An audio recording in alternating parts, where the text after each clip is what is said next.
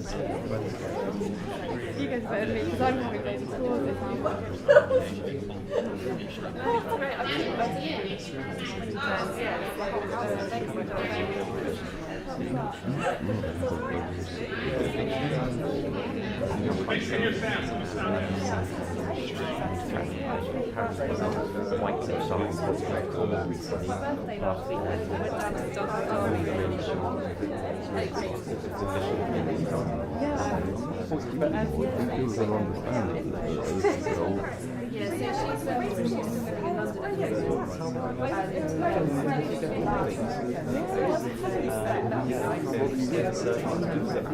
Well, she's actually going to this family, but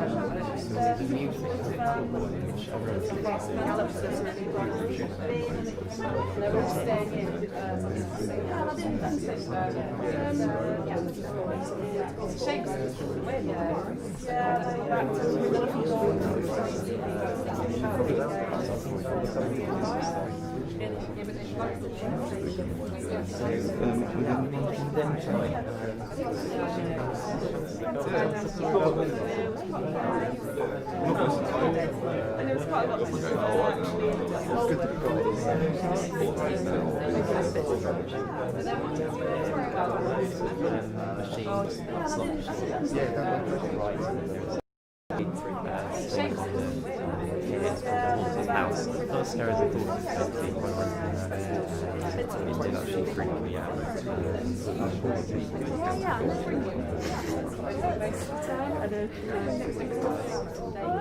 Decided she was too close to people, so she decided she didn't want to live there anymore. So that's when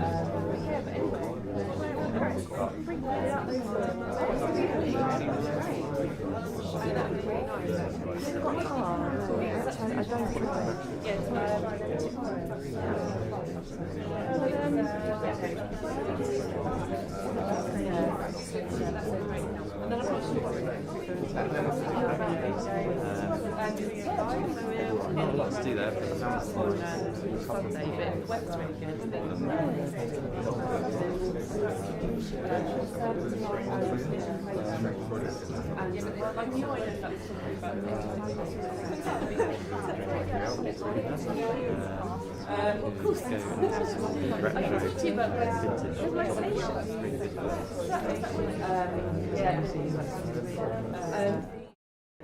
Go down the beach and the weather's been rainy. Yeah, just spent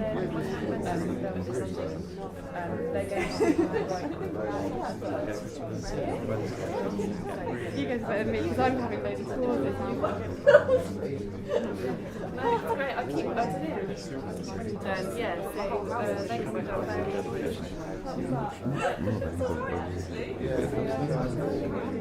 Quite safe. I've never seen threatening white sharks recently.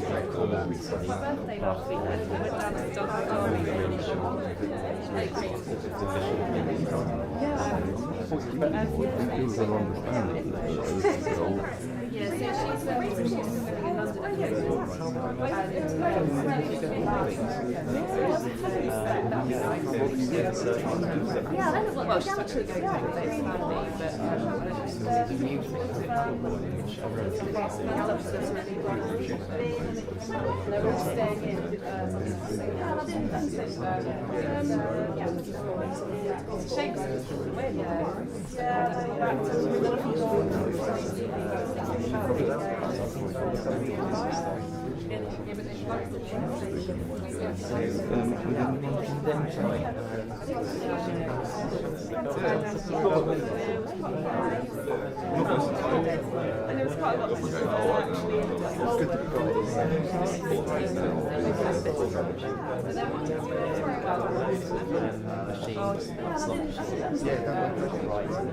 Scary.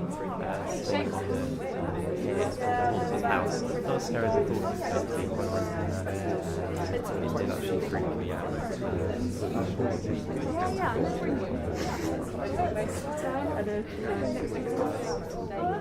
Decided she was too close to people, so she decided she didn't want to live there anymore. So that's when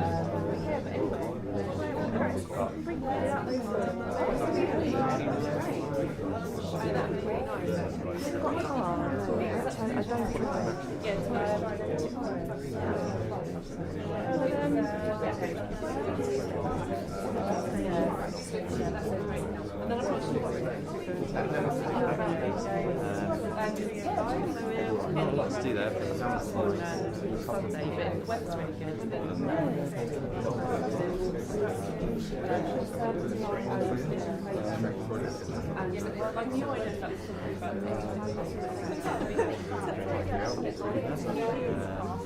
Of course. Go into sort of retro, vintage.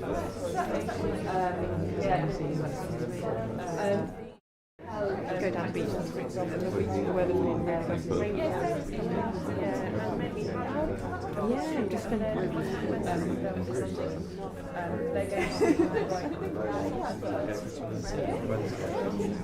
you guys better than me because I'm having loads of tours this year. No, it's great. I keep yeah, so they come down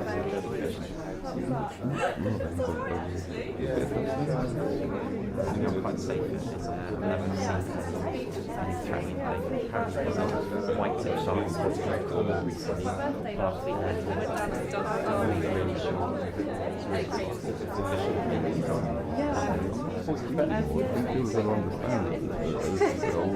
Yeah, so she's living in London.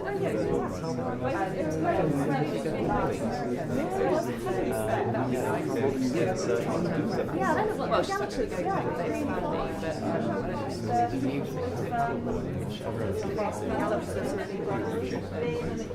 they're all staying in.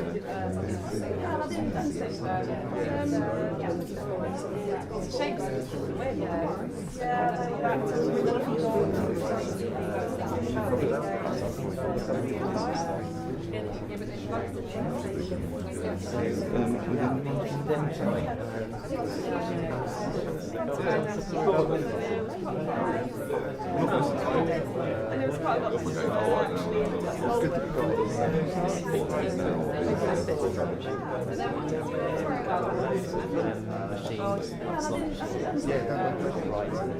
scary house. Not as scary as I thought it was going to be when I went in. It did actually freak me out.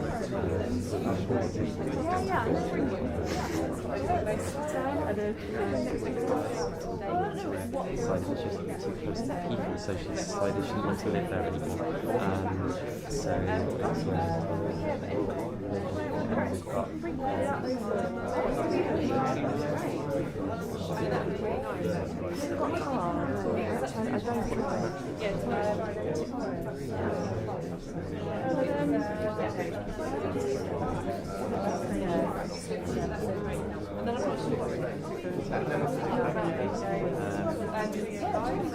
Not a lot to do there, but it sounds Sunday, but the weather's really good.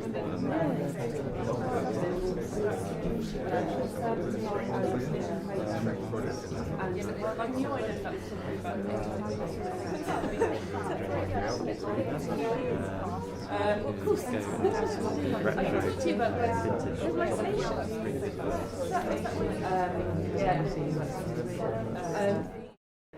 Go down the beach, for example, the weather's been really yeah, I'm just spend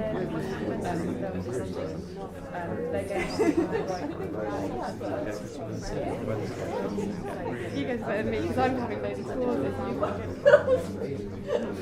No, it's great. I keep yeah, so they come down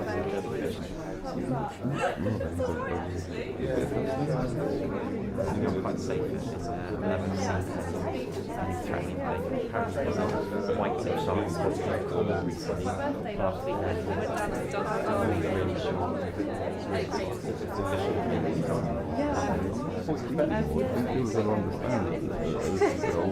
Yeah, so she's living in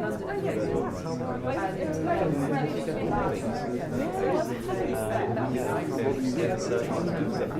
Well, she's actually going to live with his family,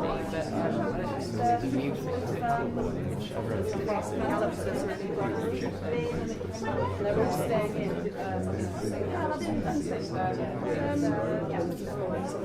Shakespeare.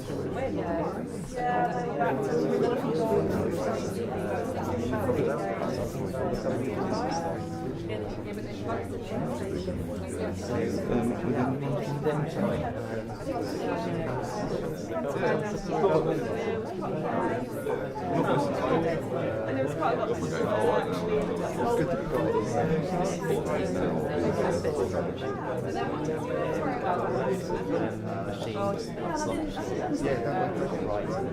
scary haunted house. Not as scary as I thought it was going to be, quite honestly.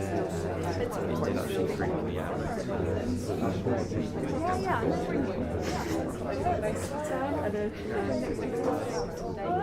Decided it's just too close to people, so she decided she didn't want to live there anymore. So that's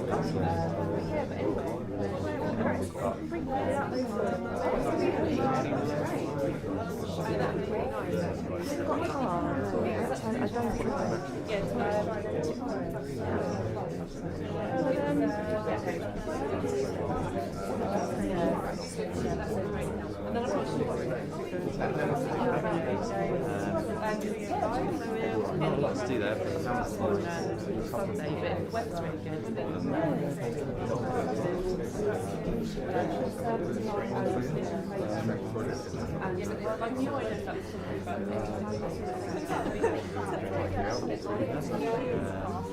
of course.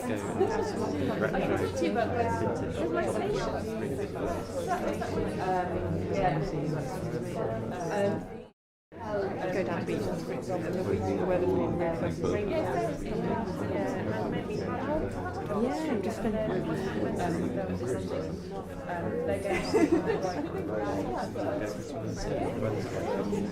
You guys better me because I'm having loads of courses.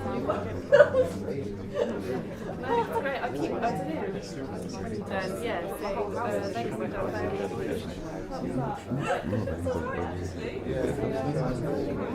not quite safe. It's apparently white tip sharks all recently last weekend. Really sure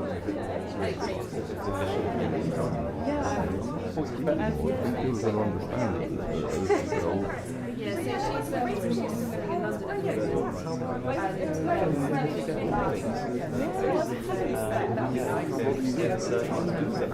Well, she's actually going to live with his family,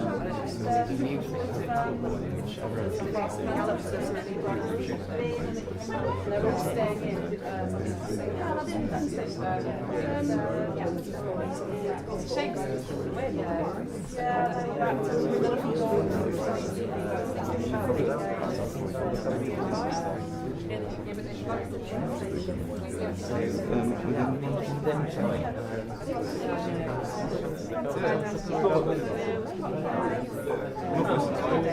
And there was quite a lot of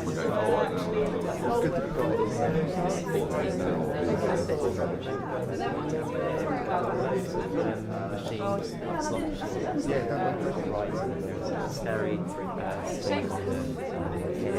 haunted house. Not as scary as I thought it was going to be, quite honestly. It did actually freak me out.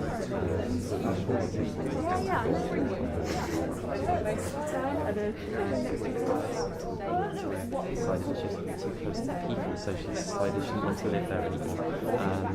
So that's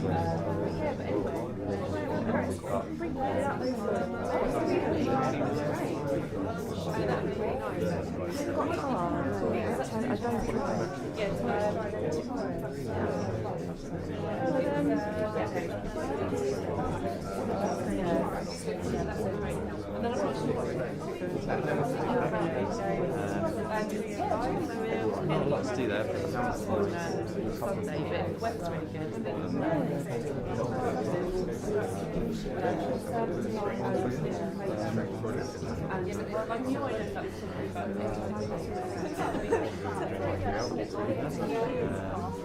Of course.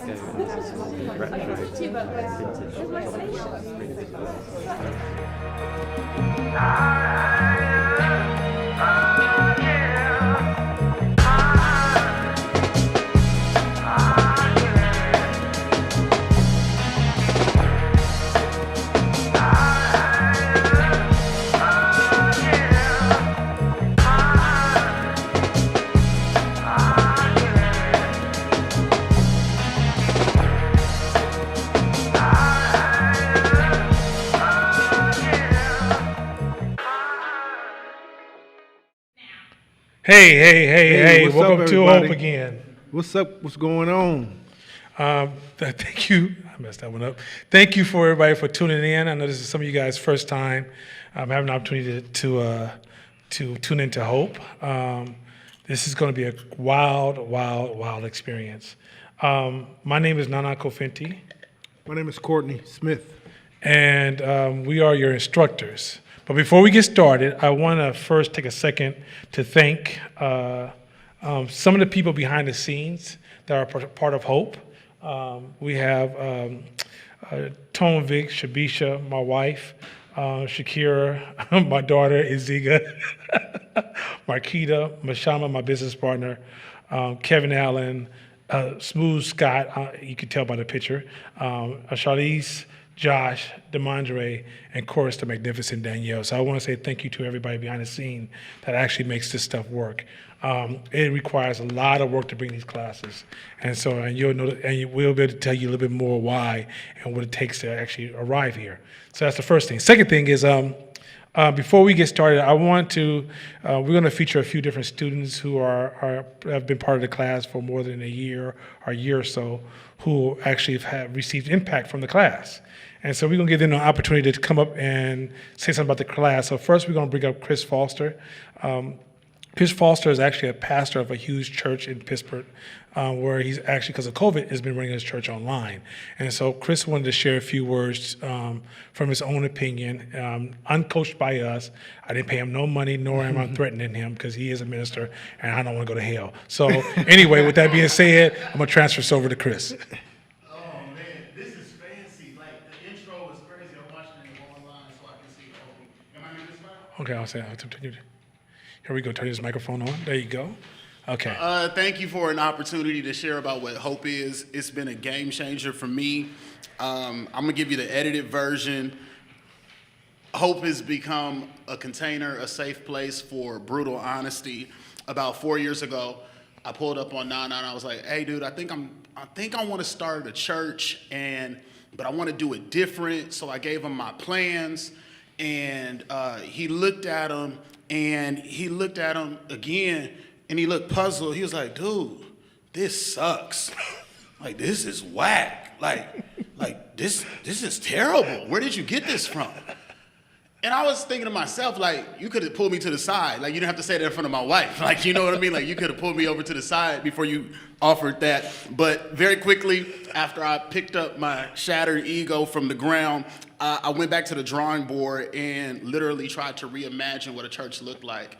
And what he was giving me game is that being inauthentic will be something that'll be really difficult to achieve. So how do you create church in a way that feels as authentic and as real and so you don't have to fake it every week. So that became a game changer for me. Like, how can we reimagine church? So all the ways that I had seen it, it was like, no, you can spin that, you can spin that, you can spin that.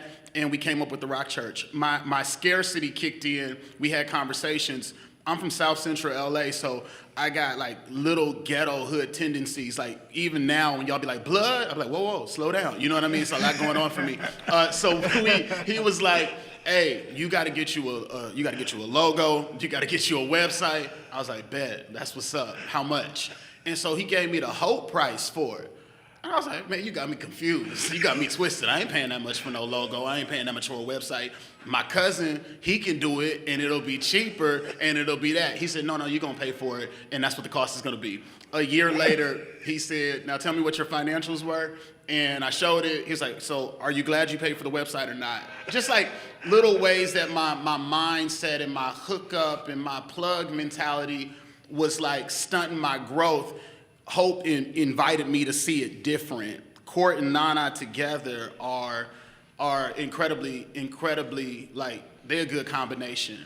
I want to pause and say I would be remiss if I didn't acknowledge that Nana is dealing with mourning now because his favorite player, James Harden, just got traded today. But we'll get back to that. What I want to touch on is I was in this class on day one, and I'm sitting here, and I thought it was going to be like school. And so it was like school, there's a way you can learn how to do school and not necessarily mean that you got the concepts. You're just good at faking theory, but you don't have any application. So very quickly, I was confronted with the reality like, no, this is not school to impress. This is school for, they told us that your bank account is your report card. And right there, I was like, oh, whoa. All right, so your bank account is gonna show if you did your homework. Your bank account is gonna show if you putting in the work. And they also said the first day, they was like, hey, so y'all gotta go to the gym on a daily basis. And if you're like me, you sitting at home filtering like, I'll do that, definitely not gonna do that. I will do that, I'll do some of that. And so when they got to the workout part, I was like, man, you got me confused. That ain't never gonna happen for me. And I was like, it doesn't need all that. And then I started analyzing why I don't need to work out. Like, that's really not necessary. It's mental. And for the fact that you would align working out with business, you're off, you're confused. Long story short, I got confronted with a reality. I went to the doctor, and they were like, hey, low-key, we want to give you some medicine. And in this class, they were like, hey, you know medicine can be a shortcut. If you would put in the work, it would be a game changer for you. So in that moment, I was like, I already got my medicine. And last year, after that thing with the doctor, I just started running every day. And I don't like it. Let's be clear. I don't want to stand here like I'm an Olympian or I'm a champion or I'll wake up like, let's go run. I don't like it. But the words reverberate in my mind when it's cold. Court says embrace discomfort. So I put on the leggings. When it's raining, embrace discomfort. Put on the shell so the water repels off you. Last year, I lost 30 pounds, and I've run more than I've ever run in my entire life. And again, I want to be clear. I don't like doing it. So it's not like that's changed. That's still a part of the rhythm for me. And every time when I'm like, I'm too busy to go exercise, the moment when I go do it, I usually figure out a solution to something that I'm trying to get across or something I'm trying to work out. My insecurity and my fragility, it caused me to want to hold on to a job that I had for 15 years. And this class confronted me. When they get to the lesson, I ain't gonna do no spoiler alerts. I hate when people do that. But when they get to this conversation about wolves versus dogs, I think it transformed the whole class because my job was literally a leash that I had become attached to. I never thought I was good enough to be able to create something that could sustain me. That like just was counterintuitive for me. So I was like, no, I need my job, and y'all don't get it. I need my job, and I need my job. And then Court was like, man, forget that job. He didn't say forget, but he wasn't cool with the job. He's like, man, you tripping, dude. Let go of that job, like right now. And I was like, no, I need this check. I need this check. And then Nana was like, oh, okay, I got it. So what you're saying is you believe God for other people, but you don't believe God for you. It's cool. It's cool. But if you want to be a hypocrite, it's cool. And I was like, dang. And so in that moment, Nana, Court, and Corona got me fired. So this year was dope because I probably would have held on to that leash that was literally choking the life out of me. I would have held on to it. And so that was a bar. Did you catch that, Eric? That was a bar. All right. And so I let it go. And in that moment, this year has been insane for me. It's been the biggest blessing was taking that risk to be an entrepreneur. I was killing myself by working and trying to do both at the same time, mentally, physically, emotionally, spiritually. I was dying and didn't even know that was happening. Can they still hear online if I keep going? Yep. Yeah. Okay. Yep. And as that was happening for me, if I would have held on to that job, our church wouldn't be doing all right. I wouldn't be doing all right. And so my fear was killing me. And like this year, in the midst of a pandemic, we just tried to reimagine church again. And we're like, no, we're just gonna like push the creativity to another level. We're gonna amplify it. And it's been very impactful. And I know Corona caught a lot of people off guard, but I feel like because of hope, I knew how to not make excuses, but make adjustments. not how to get trapped in this cycle of complaining. And we were able to kind of do well in this space. And no lie, a benefit of hope is the community of it. Like when I was homeless, like, hey, they not gonna let us go into that building. Nana was like, no, you family, we're gonna work it out. And we came to this room and tried to do it live, and that didn't, God bless y'all for those days. And then we started pre-recording it, and it's done well. And now I recognize that there's no level of uncertainty that I can't adapt to. There's nothing that can come that there isn't a solution for. Lastly, probably around year 2, you start to, it's like this shift from how do I get from doing stuff to impress people, because with this social media age, it's you really think there's currency by like impressing people, and if they think it's dope, then that means I'm dope, and so much of our self-worth comes from external stuff, and I was getting sucked into that spiral of I'm insignificant. Oh, they like me? Okay, now I am significant. My trauma had me trapped in, no, dude, you're not good enough. And it was this class that like really was a rebirth for me on so many levels. I recognize now that there is no there. Like, it's a journey. There is no point where you've arrived. I'll never stop being a student. Like, I think I'm more excited today than I was the first day that I came in here. So for anybody who is like watching for the first time, whoever put you on, they gave you a gift. They gave you something that's significant. Like this class, this room, it changed my health, mentally, physically, spiritually, emotionally. It changed my perception. It provides a community.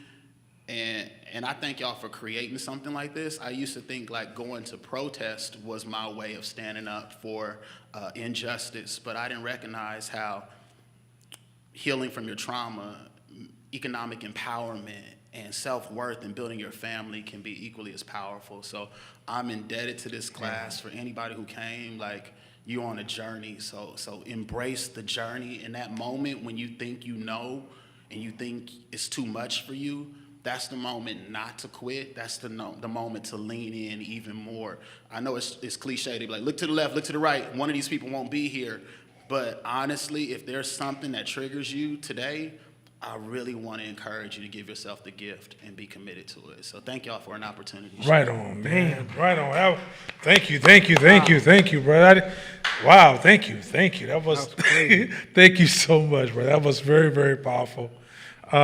We have one more person who's going to come to us online. Let us know when she's connected in. Is she in? Okay, so Bronny, go ahead and give us her testimony, and then we're going to come online after that.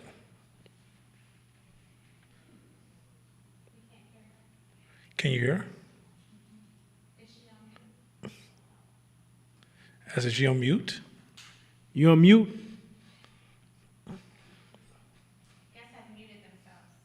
Oh, the guest has muted herself. Unmute yourself. Let's give her a second. Let's see if we can get her to unmute real quick. We need to have those little stay tuned, technical difficulties, screens running across the screen.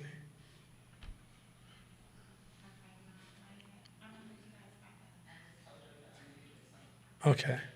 Well, I tell you what, we can if we can't get her, we can keep it going because we have a lot to cover tonight, and we have to introduce a lot of new ideas tonight. So we'll just keep moving. So maybe I'll start by letting Court give his introduction of who he is and why is he in this position of teaching the community about building their own businesses and being a leader. Go ahead, Court. Yeah, what's up? My name is Courtney Smith. This is my third year teaching this class. Man, it's gone by quick. My why for being here is I love helping people of color make money. I just do. Because there's some statistics that you're going to see in a minute that was really one of the motivators for me to help do my part in terms of how I can give my tools to help people of color in our culture generate more, be more successful, make more money, as entrepreneurs and as leaders, because I come from a typical East Oakland hood, poverty-stricken background that a lot of us have. It's not like my story is different than a lot of you guys' story. I think some of the pivots or the dips where I make certain turns is that I was obsessed with changing. I didn't want to be where I was. And so this being here is part of my purpose, because once I found some tools to be able to help me grow, help me do better, help me be financially independent, successful, then some of the first things I wanted, well, initially I didn't. Initially I was like, once I make it real big, then I'll reach back. But as a black man, we got to start reaching back where we stand in some cases. So once I saw those statistics and seen how we were doing as a culture economically, I felt it was part of my purpose. So I'm not no professional speaker. I don't have a degree in this. Prior to being in this class, getting in front of people and giving them ideas, thoughts, game, that wasn't my thing. So you're going to hear some vernacular that's probably not the most professional, but that's okay, because I think the goal of this class is learning how to extract the nuggets from what we teach and helping us grow. You want to tell me anything about Court Smith? So a little bit about my background history, what I do. 2003, I quit my career. I was working in tech, and I had a career. It's kind of careers you can retire on and hit that 401k and that pension and them stock options, and you'd be good.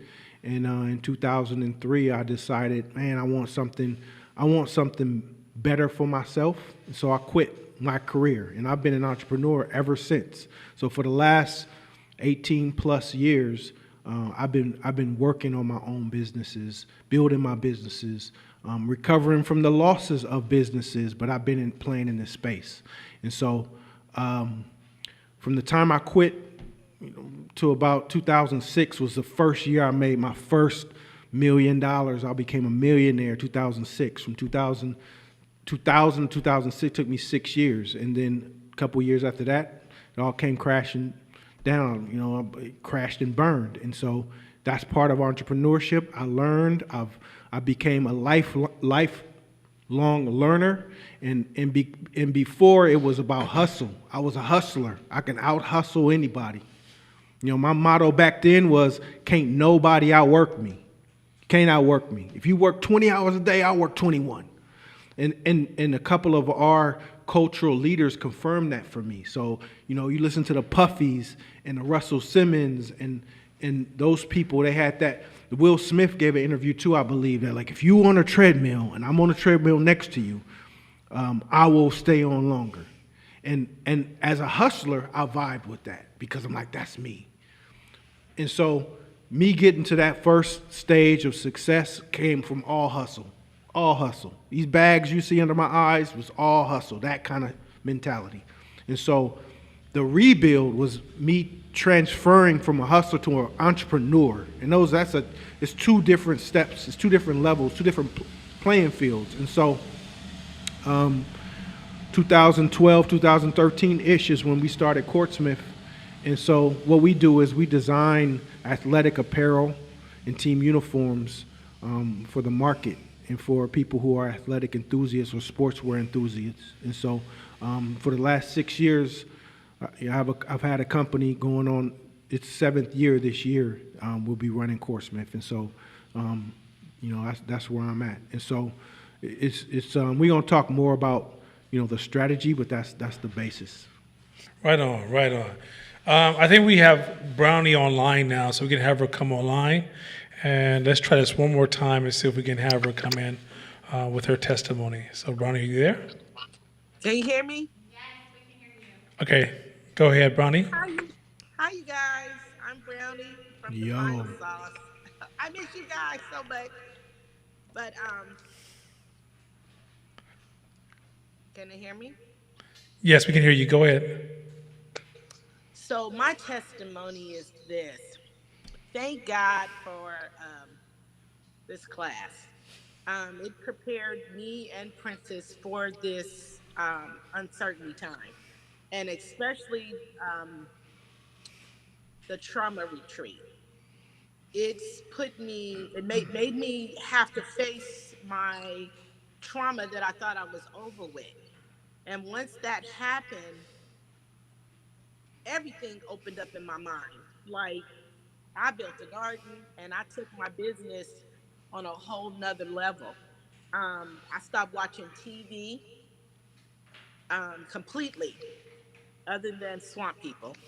That's my little free thing. But I really like honed in on my business. And the one thing that I would stress to everyone is to enjoy the journey. That journey to get to this place and having empathy for yourself is, even when you're in fear, if you just get sit in your shit and allow yourself to go through, you will wake up the next day and know, okay, everything is going to be okay. So with that being said, last year I told you guys that I broke the habit of setting. I never made decisions until April. I don't know where the hell I got that from, but that's what I did. Last year we walked in the new year with a new van that then this year I was like, I'm not playing. COVID hit. Of course, I'm like confused because my the salon is shut. Well, I had to come up for the salon. I remodeled the shop and really 2x the business, which I got from Shabisha. And I kind of went into my 510 family in the words and made sure that every Wednesday everything was done at 4 o'clock so I can sit and be in tune to what was being said and make sure that I apply it to my life. So the the barbecue sauce business, we started catering, which kept us alive. And those numbers, that's the one thing. Every time I go to the bank, I'm like, poor card is a D. But now I'll be like, oh shit, I'm at the A minus in the limit. This year, go before the year was going in. I don't watch the news. I don't watch Trump's stupid ass. I don't do none of that. I don't have time for it. All I can do is worry about my business and make sure we're pushing it. But I also needed to clear my head because everything, the bathroom had final sauce in it, shop had final sauce in it. So before November 15th, I made a decision. We're going to get an office and we're moving to the Bay Area. And December 15th. So we're completely moved. The office is almost up and running. And just from that move, I remember this is something. Court, you're hella funny. I love it. Both of y'all funny, but it makes sense. And you were saying, like, if something happened, I can rebuild another business. Like, this shit is nothing. So that's my attitude. This is nothing. This is the middle of a pandemic, but the pandemic has been done great for me. It has put me in a position to really grow my brain, grow my mind, grow my business, and be intentional about how I do things. And you know how you find a rock, right? Me and Shabisha was just talking about this. You find a rock, and we don't know that it's a diamond, but you got to keep getting hit for it to shine. So with that being said, hit me with the pressure because I work good under pressure. But this class We've been in this class, I think, now if Okay, so I think we're having technical difficulties. So anyway, Bronny, thank you so much. I think we were trying to tune in, but somehow I think her connection was pretty bad. And in this time of COVID, we're trying to do these Zoom type connections, and obviously that one just did not translate so well. But maybe we can get her to come in and finish her testimony in person so it could be on point.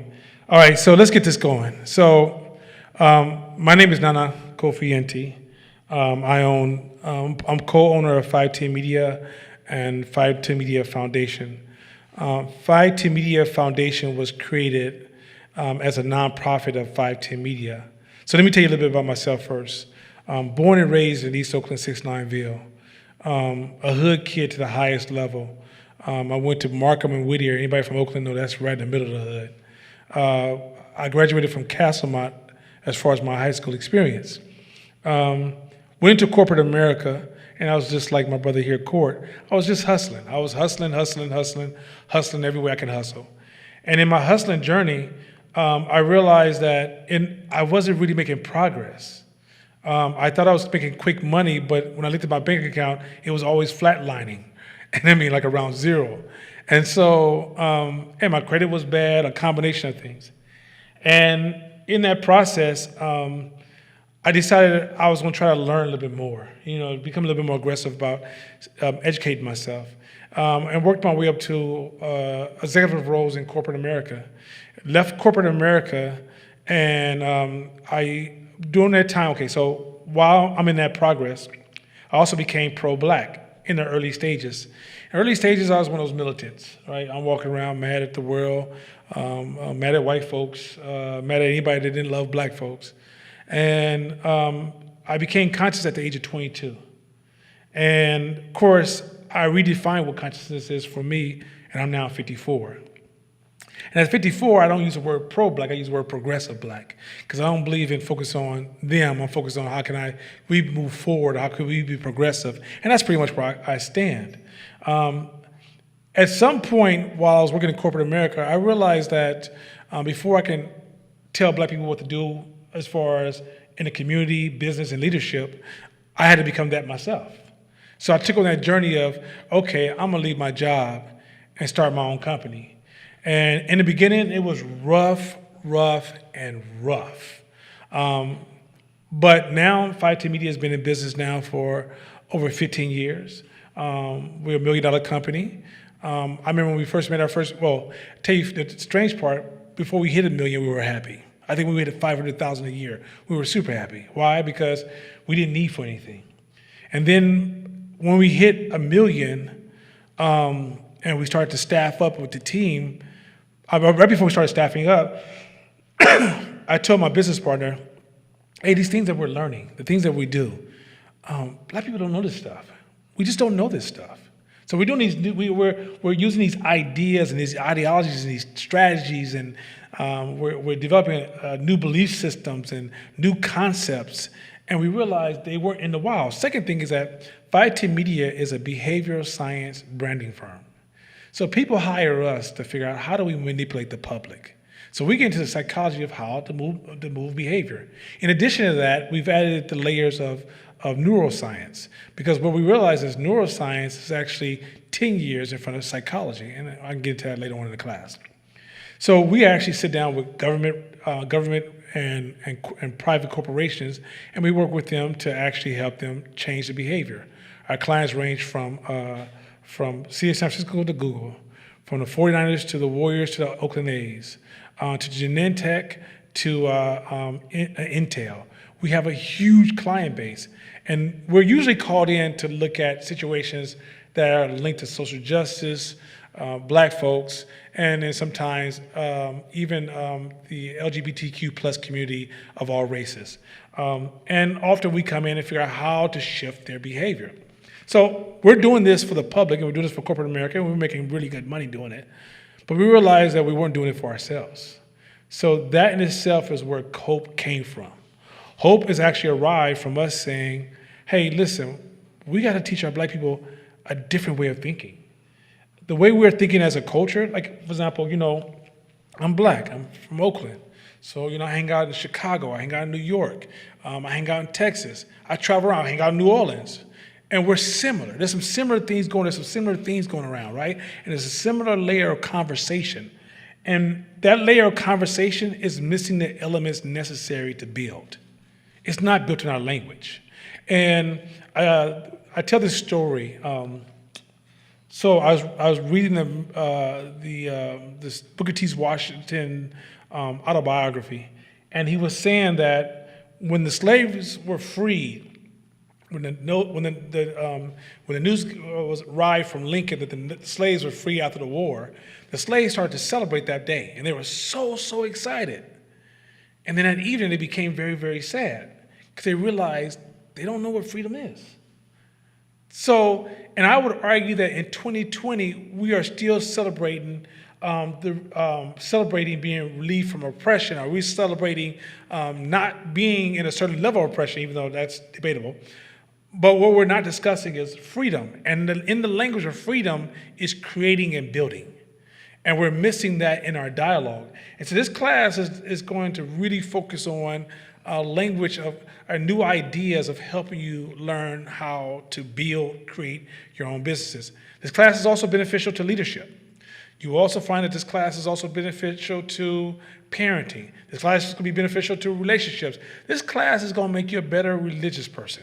So whatever your religious affiliation, whether you're a Christian, whether you're a Muslim, whether you're a Buddhist, whatever your religious, a Jewish, your religious relationship is going to grow. What else is there? Looking at my notes real quick. So also too, we noticed another trend that motivated us to create this class. We noticed that when you look at the media and you see this surge of other communities showing up for the black community to help us out, quite often the story that we are accepting and the story that is actually running or the model that's running underneath this giving is that we just lack resources. But somewhere we forgot to have the discussion that not only do we lack resources, but then we are also dealing with psychological issues. Meaning that oppression, slavery, oppression, Jim Crow, trauma, the crack era, all that, you can almost argue now, COVID and the Trump era, all this is added, and the police brutality era, all this is added to the mental trauma that's undermining our ability to build. So it's no surprise that when we get in our cars, we drive from here to New York and we look at high rises, we don't look at those high rises and say, hey, that's probably owned by black people. That's a problem. We don't realize how many things we've learned to accept that's actually crushing us mentally from actually performing at a certain level. Also, too, is the journey to black entrepreneurship. And black entrepreneurs of all ages, we have a similar cultural rhythm, right?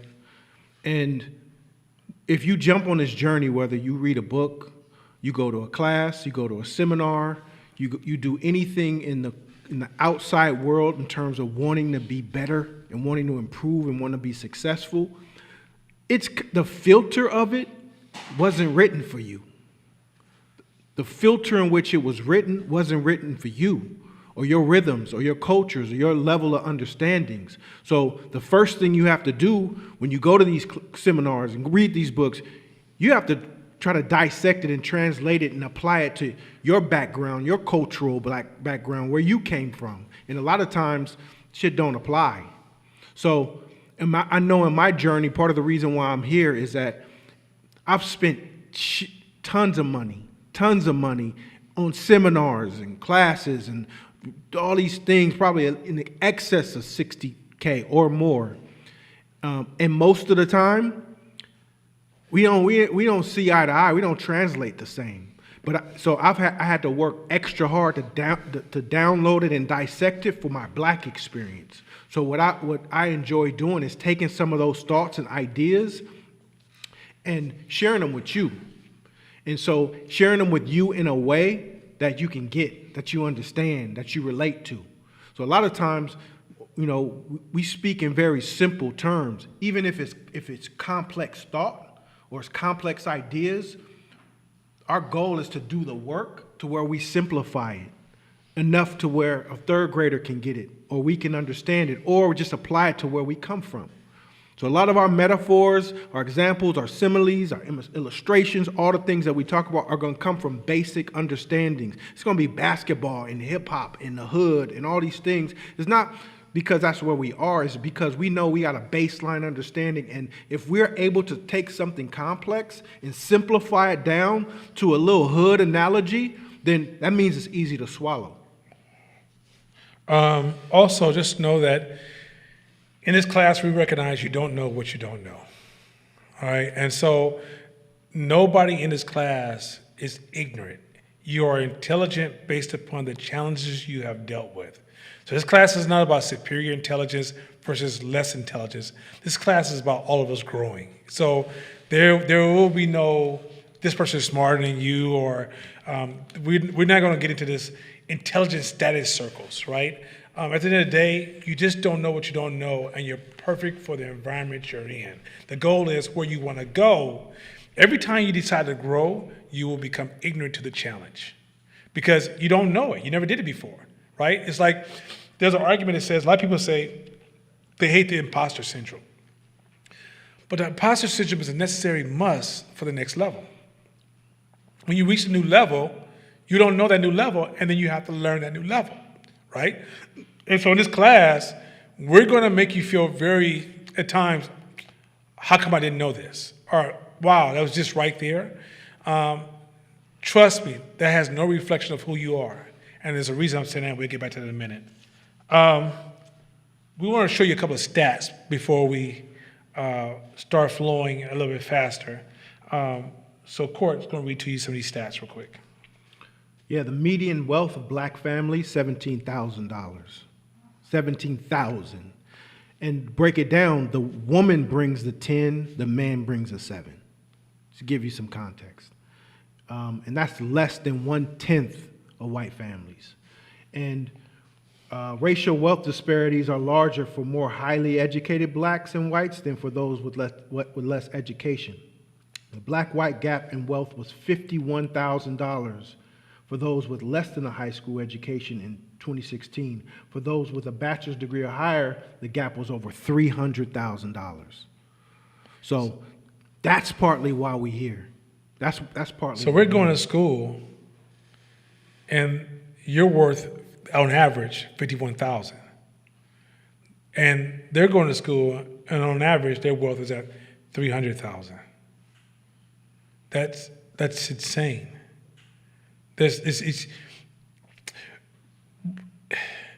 We're thinking, okay, crime goes up when poverty goes up.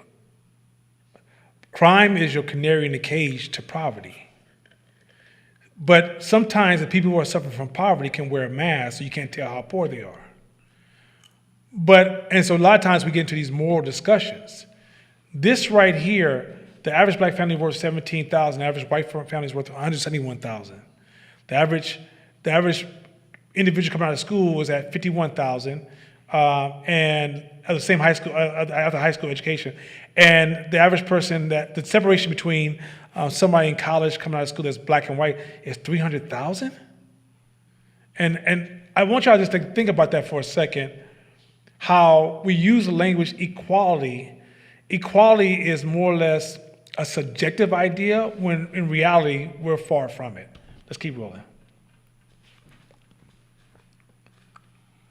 The median net worth of college-educated black families was $68,200, while the median worth of college-educated white families was $399,000. Hey, it's just a couple dollars. Don't trip. According to the most recent available census data, there are more than 2 million black-owned businesses in America. Of this number, 124,000, only 6% are defined as employer firms, which means that they have employees in addition to their proprietors, meaning that most black businesses are freelancers. We throw the word entrepreneurs around all the time, when most of the time we're just freelancers. Most of us don't have employees. So 1.9 million black-owned businesses are one-person ran companies. 1.9, 1.86 to be exact. Do the math on that. According to the Minority Business Development Agency, those 2 million companies generated more than $150 billion in gross revenue, which is less than 1% of the more $2 trillion in reported gross revenue nationwide. So we only generate 1% of the nation's wealth. One study found that black women-owned businesses earned average of $24,000 in net revenue compared to $142,900 among all women-owned businesses. So that's an enormous and problematic gap. So that means black women on average who are running business. First of all, black women are the fastest growing entrepreneurs in America. Yep. But on average, they're only making $24,000 a year. Now, why we bring these numbers up? Because in this status culture and this social media culture, everybody's about bragging about what they're doing. We need to pull the covers back and look behind the scenes. And we look behind the scenes, we realize, okay, we're fronting. Now, can we get there? Absolutely, we can get there. But we can't get there under the values and belief systems that we're currently operating on. Now, with that being said, why are you here? So here's the deal. Time is valuable. We agree that. Time is valuable. So the fact that the idea that we decided to carve out our time and potentially commit that time every week for a year, it means you want something more, right? You want something better. You want to improve something. Financially, entrepreneurially, as a leader, you want to improve something. So the question that you need to ask yourself, though, is why am I here? What is my why for being here? Why? And if you like to, share, if you guys don't mind, share your why are you here in the comment section. And I want, because what you guys don't know is we go back and read those comment sections, and we want to be able to speak towards that throughout the year. So if in the why are you here, just go ahead and write those down. Yeah, and then and also what we can do is, if you have a journal, something to write on, or in your phone, let's jot down in this moment. Let's do a little brief, quick exercise. In this moment, write down, why are you here? What are your reasons? What are the reasons that drove you or your curiosity to take this class? Why? Let's do it. 2 minutes.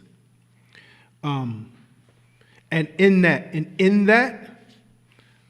I want you to write down, why is it important that you change?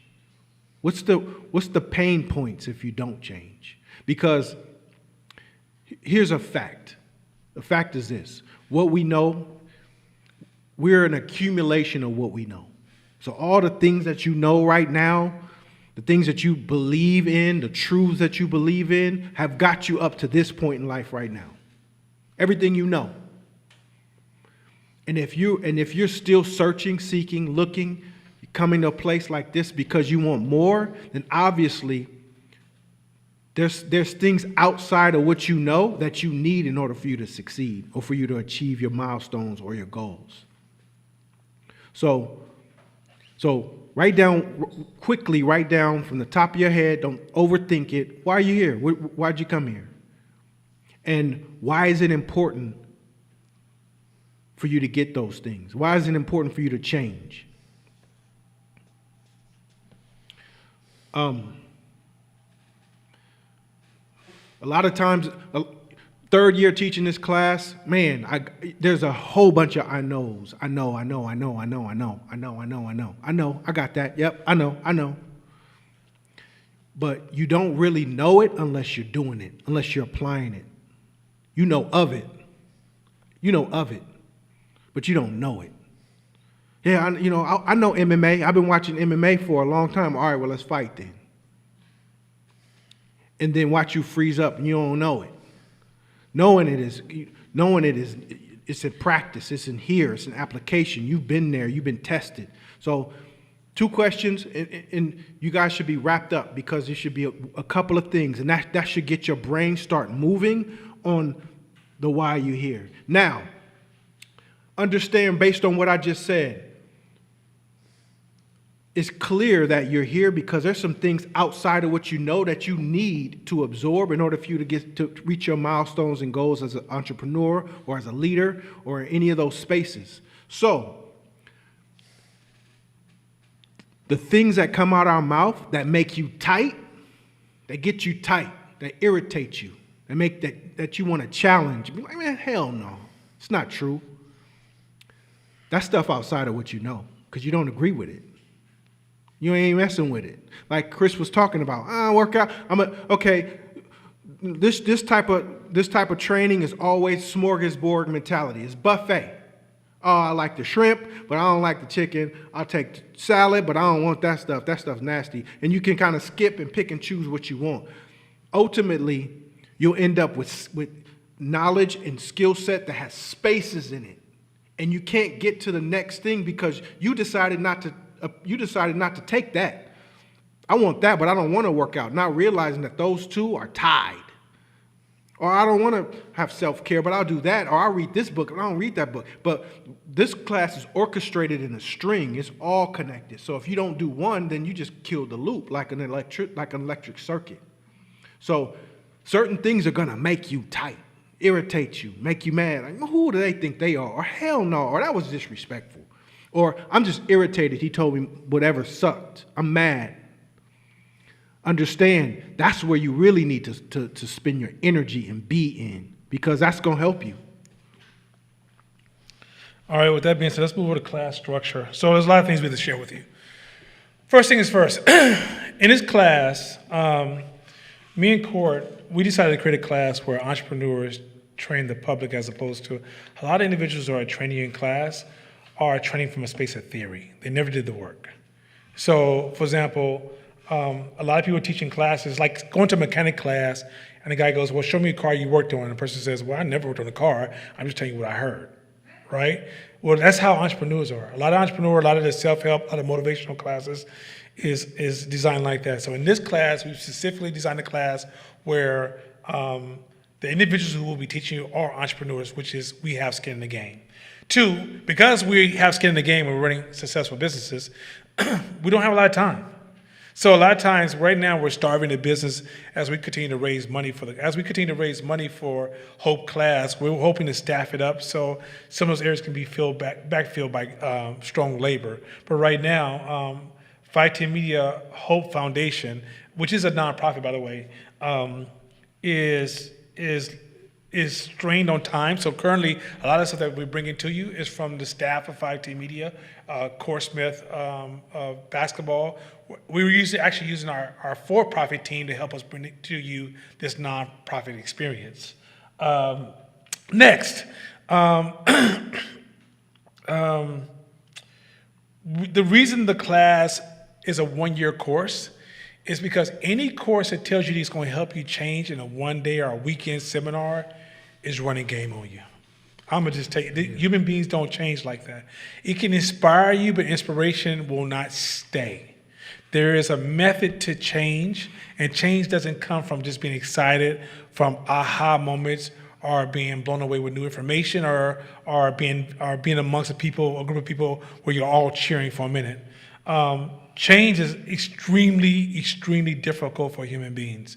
So the reason we created a one-year course, because we're going to introduce so many new ideas that if you didn't have this circle and this environment, the chances of you hold on to these ideas is close to none. Next, we meet 3 Wednesdays out of the month, the first 3 Wednesdays of the month, and the last Wednesday of the month, we shut the class down. Sometimes on the last week of the month, we actually have a private Q&A session with the students, which we might move to a different platform. I can't remember the platform right now. We assign books and podcasts in the class. Why do we assign books and podcasts? Because we don't want you to think that we originated this information. We didn't originate this information. We want to show you that there's a whole new layer of thought that you haven't been exposed to. We're more or less like your Sherpas. We're going to expose you to a level of thought that you've never heard before, that once you become familiar with this level of thought, you realize that thought has always been spoken around you. For example, how many of you guys have purchased a car, and in your mind you thought, oh, I've never seen this car before. And as soon as you purchase it, it's everywhere. That's what's going to happen from this class. We're going to introduce you to a whole new level of language, right? Let me say this real quick about language. Language is a tool that can destroy the brain, and it can also empower the brain. A lot of your mental superpowers require new words for the superpowers to come online. The reason a lot of us are suffering as far as our ability to process thoughts, because we don't have the words to expand our brain. Case in point, they did research and found that kids born in successful households are introduced to 50 million more words than kids who are born in poor households. 50 million words. That granularity allows them to have a level of thought that many of us are not exposed to. So in this class, we're going to build a hell of a glossary. Other thing, the model that's running this class is behavior economics. We're not running a model of just do it or quick tactics or fast business plans and stuff like this. This is going to be more or less how to think, how to make decisions, how to process other human beings, how to sell and interact with other human beings, as well as on top of that, building strategy. The reason we don't teach in this class fast tactics, because it's also manipulation. Let me help you with this. A great business class is going to introduce new strategical ways of thinking and what not to do. The reason we can't tell you what to do is because when you create something new, there is no perfect match. You don't go into a business and paint with numbers. When you go into a business, you're creating new solutions all the time, but you need to know what not to do. So a lot of times when businesses run around to explain to you, hey, there's 6 steps to achieving a certain goal, the flaw in that approach is that there is no such thing. Business is not linear. Business is unpredictable. Business is built with uncertainty. So these ideas will be introduced in this class. Next, the other benefit of this class becomes a community. Why is it a community? Because when you learn this new way of thinking, you're going to realize that people around you don't think this way. You're going to feel somewhat isolated. You're going to need a community that you can share ideas with and engage in strategical decision processing, as well as if you don't use this language, you will lose this language. And so these new ideas we're going to, all these new business ideas, all these new psychological ideas, all these new behavior economic ideas, they require a community of support. So one of the reasons that a lot of students have been here for 3, 4, 5 years is because, one, as they learn that first year, they come back and read the same books.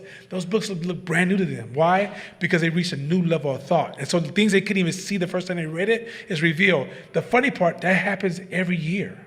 In addition to that, they now build new partnerships and relationships with other entrepreneurs that they're able to network with, do business with, collaborate with, and communicate with. That is more valuable than the lessons we're providing every day. Let me say this again. That's more valuable than the lessons we're providing every day to have peers that are taking a similar journey. Why is that? Look, at the end of the day, human beings, we need each other. We need each other. But if we're in a situation, let this train go by a second. If we're in a situation where we're isolated, the ability to retain and implement the information and change our behavior is close to zero. So the group serves as a supportive group. Let me go over another thing, the amount we charge. We charge $35 a month for online experiences. This class is worth way more than $35 a month. But the reason we charge only $35 a month is because we want to solve the problem in our community. Our community is in a bad space. Economically, we are in a very, very bad space. And there's some millionaires in this class today, and there's some PhD students in this class. There's some successful performing people, and they will tell you that one is that you never stop learning, but number 2 is that when you become successful by yourself, it's no fun. It's no fun. That's not where we want to be. And so we designed the pricing so we can have higher access to our people. If we became very, very exclusive, we're not really solving a problem. So our goal is to charge $35 a month, but possibly teach up to 2,000 or 3,000 students per month in his class. By focusing on that model as opposed to a large number model, it's about having impact.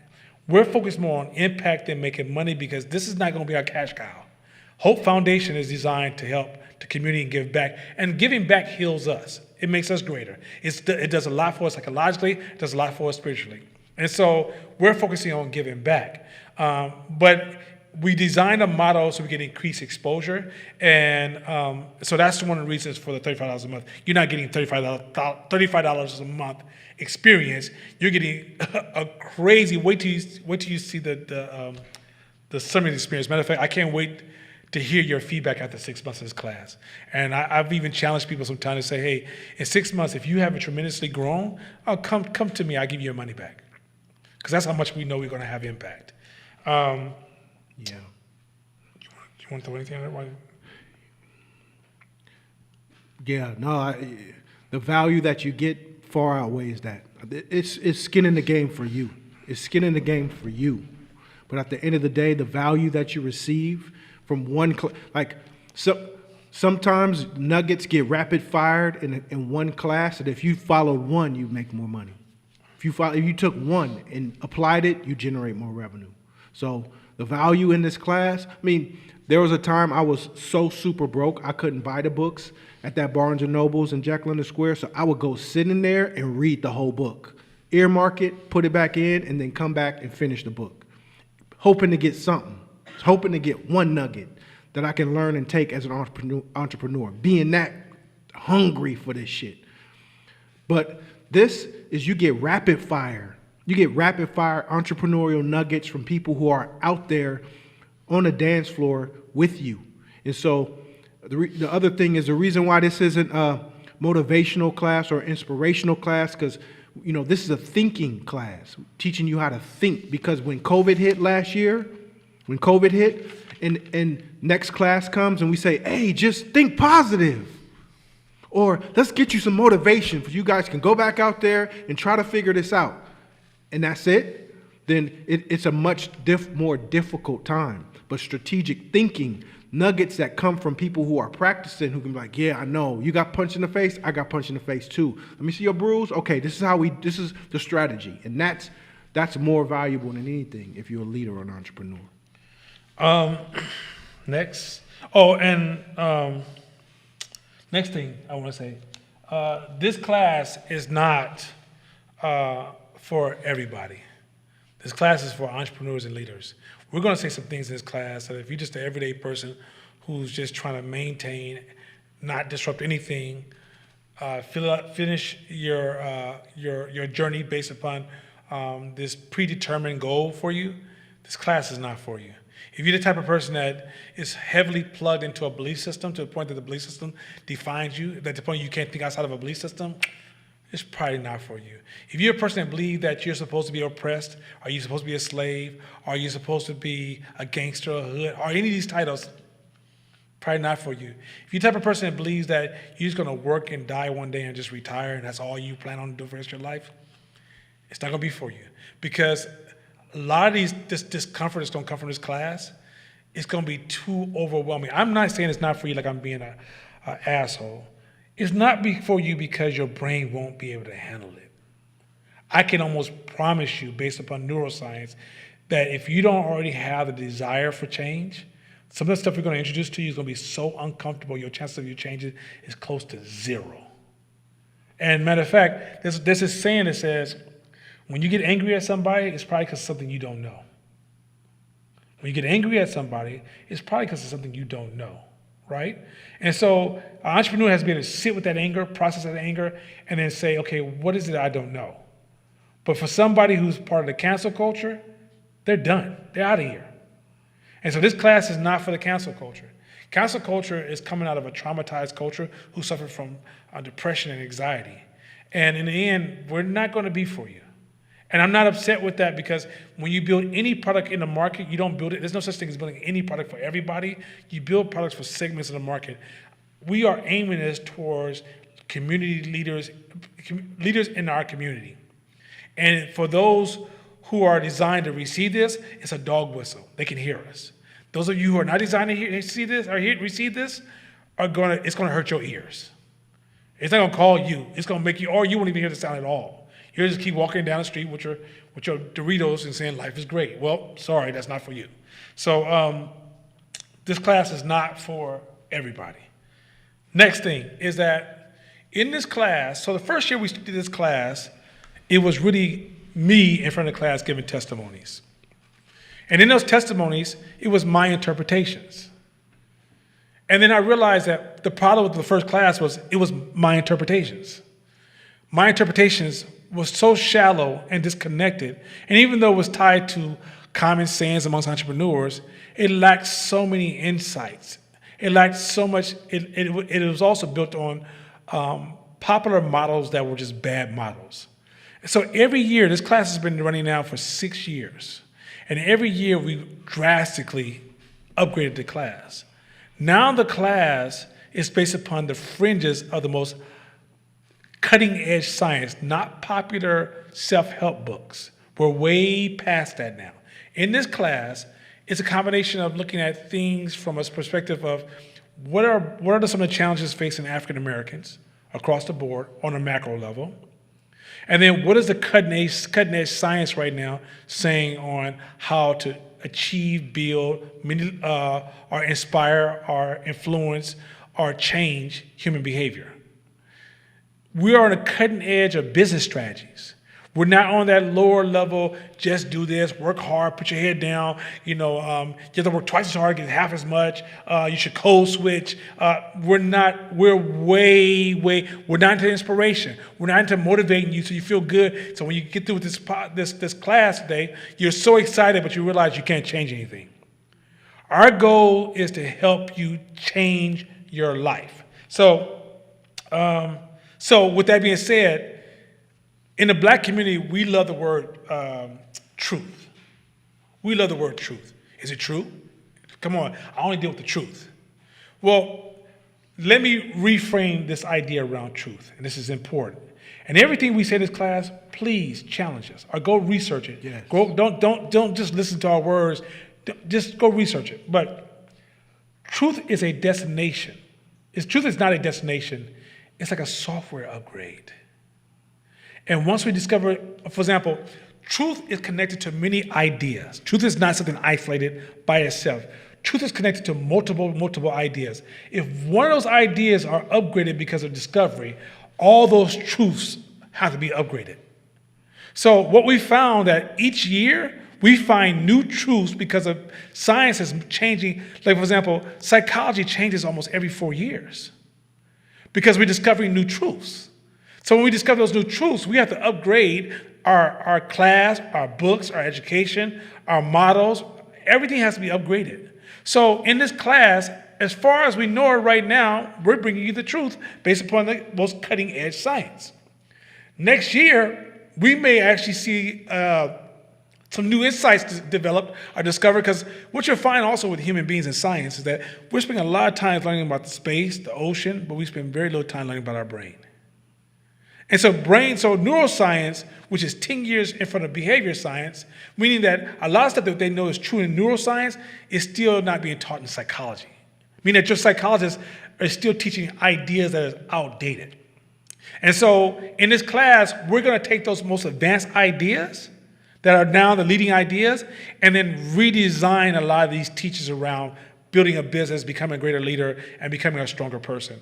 Other thing is that, going back to something that Court said, we are actually taking very complex neuroscience, business strategy ideas, and then boiling it down to very, very simple language.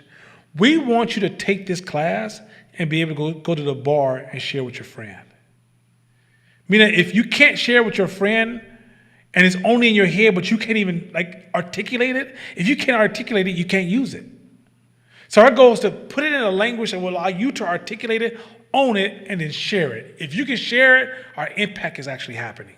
But if you can't share it, you're like, I just know what to do it, but I don't know how to talk about it, then that's not really helping nobody. Y'all with me? Yeah, and as we'll go into it during the course of this class, right and wrong's relative. Like Chris talked about, your report card is your bank account. Are you winning? Are you happy? Is it working for you? Then you're right. Then it's truth. If it's not, then we need to evaluate and upgrade your thoughts in what you consider your truth is. Next thing, in this class, now we're starting to move into the lesson, some lessons. In this class, okay, as a human being, we only see certain patterns. If I ask you, when you drove for 5 minutes, what were the color of the 3 buildings you saw? You'd be like, I don't know, because it wasn't within your pattern.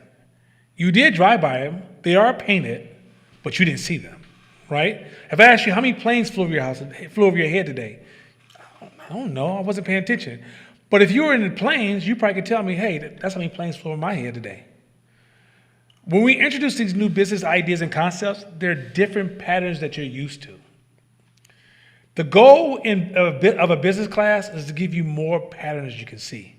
When you can see more patterns, then you can change your behavior and your engagement. But your patterns that you currently see are based upon your survival in your environment. They're not bad, they're not good. They just are.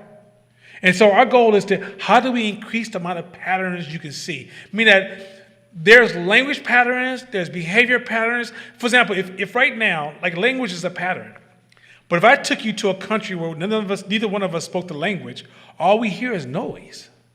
So when you're in the presence of people that can actually influence you, educate you, partner with you, collaborate with you, you can't see it because you can't see that pattern. So this class is going to broaden your patterns, so then you start to see all the resources that are actually around you. Otherwise, you could be a man born amongst gold and say that you're poor because you can't see the patterns. You will not see the opportunities around you. Matter of fact, the patterns that are often branded to us or projected on us are actually blinding us from seeing the patterns we need to pay attention to create our own personal growth. Y'all with me so far? I didn't lose nobody, did I? So patterns is what this class is going to introduce to you. A lot of patterns.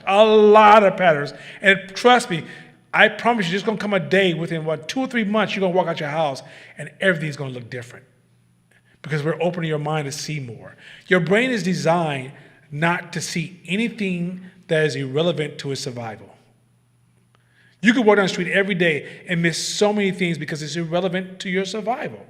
But once your brain says, hey, that's important to me, part of my, or it may be relevant to my survival, we lock into it. So for people who have been fighting to survive in this country, it has created a tunnel of what our patterns are. Yeah, and to piggyback on that, there's some cultures, because of their environment, there's certain colors they don't even see. There's certain cultures where they don't see blue because there's not blue stuff around them enough in the thousands or tens of thousands of years that culture been existed for them to need it. We take for granted that we can see blue, but because it's not necessary in some cultures, blue doesn't exist. It looks gray to them. And so sometimes what you need, like the original story you may have heard about the Aztecs, when the first ships came, the first group of people couldn't even see it. They just saw ripples in the water. And so it took the shaman or the other people out to say, no, those is big pieces of wood out there in the water coming to us. And then they saw them. So the idea is for us to do the same. It's because once you focus and explain and help people dial in on what's happening, then over time, over explanation, they'll be able to see it too. Next. We are not your gurus. Ooh, yes. Challenge us. Challenge us, challenge us, challenge us. Why I want to say we're not your gurus? In our culture, we love to romanticize leadership, right? We paint this picture of leadership and we become blind followers. The danger of becoming a blind follower is we stop thinking for ourselves. We want you to learn how to think for yourself, number one. Number two, the reason we want to tell you we're not your gurus, we don't want you to worship us. Let's say you come to me and say, hey, Nana, what should I do about my business? When I provide you a suggestion of what you should do with your business, no, it's just a suggestion. I'm not dictating. I'm not the law. I'm not a disciple of God where he's giving me authority to tell you what to do with your business. I'm none of the above. I'm only providing suggestion. Let me explain to you what that means. Anybody who gives you advice on your business is only providing you a suggestion, even if they call themselves an expert. Why is that? You spend, say, 30,000 hours or 40,000 hours in your business, they spent 10. How is somebody who spent 10 hours in your business going to tell you what to do with your business? You spent 40,000. What their job is to do is to introduce new ideas that you process those ideas and see if you can make, you can make them fit. It is not, somebody is not designed to come in from outside your business and say, kids, I want to say, I want to be saved. That's not possible. Nobody on the outside world is designed to save your business. At the end of the day, you are responsible for your own growth. We are not responsible for that. As well as in this class, you're responsible for your education.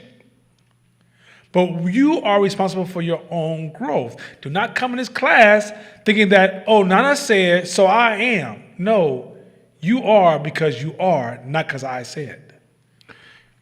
Yo, and in self-help, in the self-help world, in the self-help culture, it's built on hero worship. And guess what? It's a form of manipulation. And we're going to talk about that in the future, about how you can understand how it's a form of manipulation, because once you get someone to hero worship, then you can bypass their conscious reasoning and embed shit in their minds. So that's why at the onset of this class, we want you to realize that we're just your homies, your friends who've been on this path for a while and have some game to give you. And we just chopping game, because the dope part about what we do is we're entrepreneurs with you. So we're humble to this game too. So it's not like we're sitting up top in this chair as intellectuals who just telling you about how to become successful in business, and we ain't in one ourselves. So we get punched in the face just like everybody else do, and we're on this journey too. So A, it keeps us all humble. B, I want you to understand that some of us, we may be a little further along than some of you on your journey, and that's the pass back. Some of you may be further than us. It could be reminders of things you need to do, or exchanging ideas. But not only are we not your gurus, I'm not your moral compass. Like I'm a regular guy with vices just like you. Now, so outside of business and the other byproducts of what learning this class can do for you, man, if you see me in Vegas catting off, just give me a little salute or buy me a drink or something. And I'm going to give you a peace sign too, because I'm not your moral compass. But what I am is a guy that have learned how to generate revenue since I was in 7th grade. And so... Yeah, we're not your pastors. Nah, That's Pastor Chris. Nah, by the way, Pastor Chris. Amazing church. Yeah. So yeah, y'all get a chance to check out the Rock. It's church is off the hook. But the thing is that it's important to say that because we witness hero worshiping. Our goal is to prevent the manipulation of our people. Like I've seen from a smooth talking self-help people to Herbalife come to the door and manipulate my people on crazy levels, where our goal is to make sure that never happens again. And the way we're going to prevent that is by introducing you guys ideas that will stop you. Because here's the thing, it's not just about stopping on a lower level. I think what you guys are also missing is that when you start making money, people will come for you. And when they come for you, if you don't know how to process the public, you don't know how to process communication, if you don't know how to see the manipulation of narrative fallacies, you're going to get taken. And we'll get into narrative fallacies later. But narrative fallacies is going to blow your mind when we get there. And I disagree. I disagree. Use it. I encourage you to use it. Please because two things happen when you challenge an idea from us. Man, I disagree. I don't agree. All right, well, let's talk about it. Two things will happen. Either we're going to embed that idea deeper into your spirit because we challenged it, and now you have a clear understanding of why, how, and the way it works, or we're going to discover a new thought. Either way, we winning. Either way, we winning. So feel free in times when you're here or in class or whatever, man, I disagree. I don't agree with that. Well, why? And let's go into it. Because if you start now, then over time, because naturally, subconsciously, us being here and you being there can slowly take your subconscious mind to that place of they know all the stuff and I don't because I'm the student. Nah.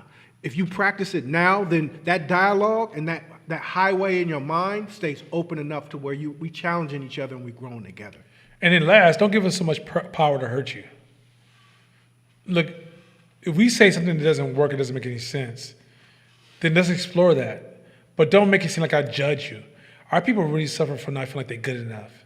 And if you give us the power, you will allow us to hurt you. We're not trying to hurt you. So just know that we're never targeting you, but you can start to believe that because of the way you feel about yourself. So don't let anybody have the power to take you down. Just always remember that. I could be suffering from, hurt people hurt people. Hurt people hurt people. If I'm going through something, don't give me the power to hurt you. Just always remember that. Yeah. Next. We are not self-help. I'm going to just give you a few reasons why we're not self-help, and we're going to move past this one. Let me say this real quick. We are not self-help. Okay, now I'm getting some details. I didn't say that from East Oakland. We're not self-help. First thing, self-help is, let me explain to you one of the biggest problems with self-help. There's a whole bunch of them. The self-help community has become a population. And it's this thing called population thinking. You ever been to a sport game and somebody wave their hands and everybody wave their hands and you're like, I don't even know why I'm waving my hands, but I'm just going to stay with the group, right? Or you've seen a football game is over and everybody runs to the stadium to tear down the goalpost, right? And if you ever ask them after the game, why'd you do that? They're like, I don't even know why, I just joined the team, right? Well, population thinking is when something becomes popular, we stop thinking for ourselves and we kind of do what everybody else is doing. In the self-help community, there's a lot of outdated behavior science. It's so outdated that marketing companies look at it like, what are you saying? Makes no sense. And because they're always trying to reach the lowest common denominator and influence people so they can eventually educate people, a lot of bad ideas have surfaced as being good ideas, and they're not. They're horrible ideas. Horrible ideas. But they become so popular because everybody keep repeating them that when everybody repeats them, they seem factual, right? So like sometimes if 3 or more people repeat something in our brain, we say, oh, that's factual, because no one takes time to research it. In this self-help culture, a lot of times people who are leading the people who are also not practicing self-educating themselves. By the way, I left this out earlier. I personally study an hour and a half a day, every day, for the last 15 years. Religiously, study. Why do you study? Because one thing you're going to find out in business, no one reads. In the world, no one reads. Next time you're on a blog somewhere and people are debating, ask them, where did you read that from? And watch them look at you and go, huh? No, I just came with that opinion. People learn through what we call observation knowledge. Observation knowledge is I just listen to you or I was watching from afar. The problem is observation knowledge is the weakest form of knowledge. Why? Because you don't know what's in the mind of the people that you're observing. You can't see behind the scenes. So you just see the outcome, but you don't see the process. If you don't see the process, that means you're totally ignorant to the outcome. So anyway, with that being said, that's like me watching baseball on TV and then decide I'm going to go to the A's and go swing the bat, and they're going to pick me up and wonder why they won't even let me through the gates because I suck. And the reason I suck because I learned through observation knowledge. Or I decide I want to coach the Raiders because I watch hella games, and I get down there and I realize I can't coach for shit because I learned through observation knowledge, right? And so a lot of motivational speaking kind of takes advantage of that whole space. Another thing motivational speaking does is they teach a lot of linear ideas. If you do 1, 2, 3, that's all it takes to achieve a certain goal. I promise you, in a world of uncertainty, key word, listen to this word here, and you need to write this down. Uncertainty, linear thinking does not work. Uncertainty has to be in all of your equations when you think about methods on how to make something work.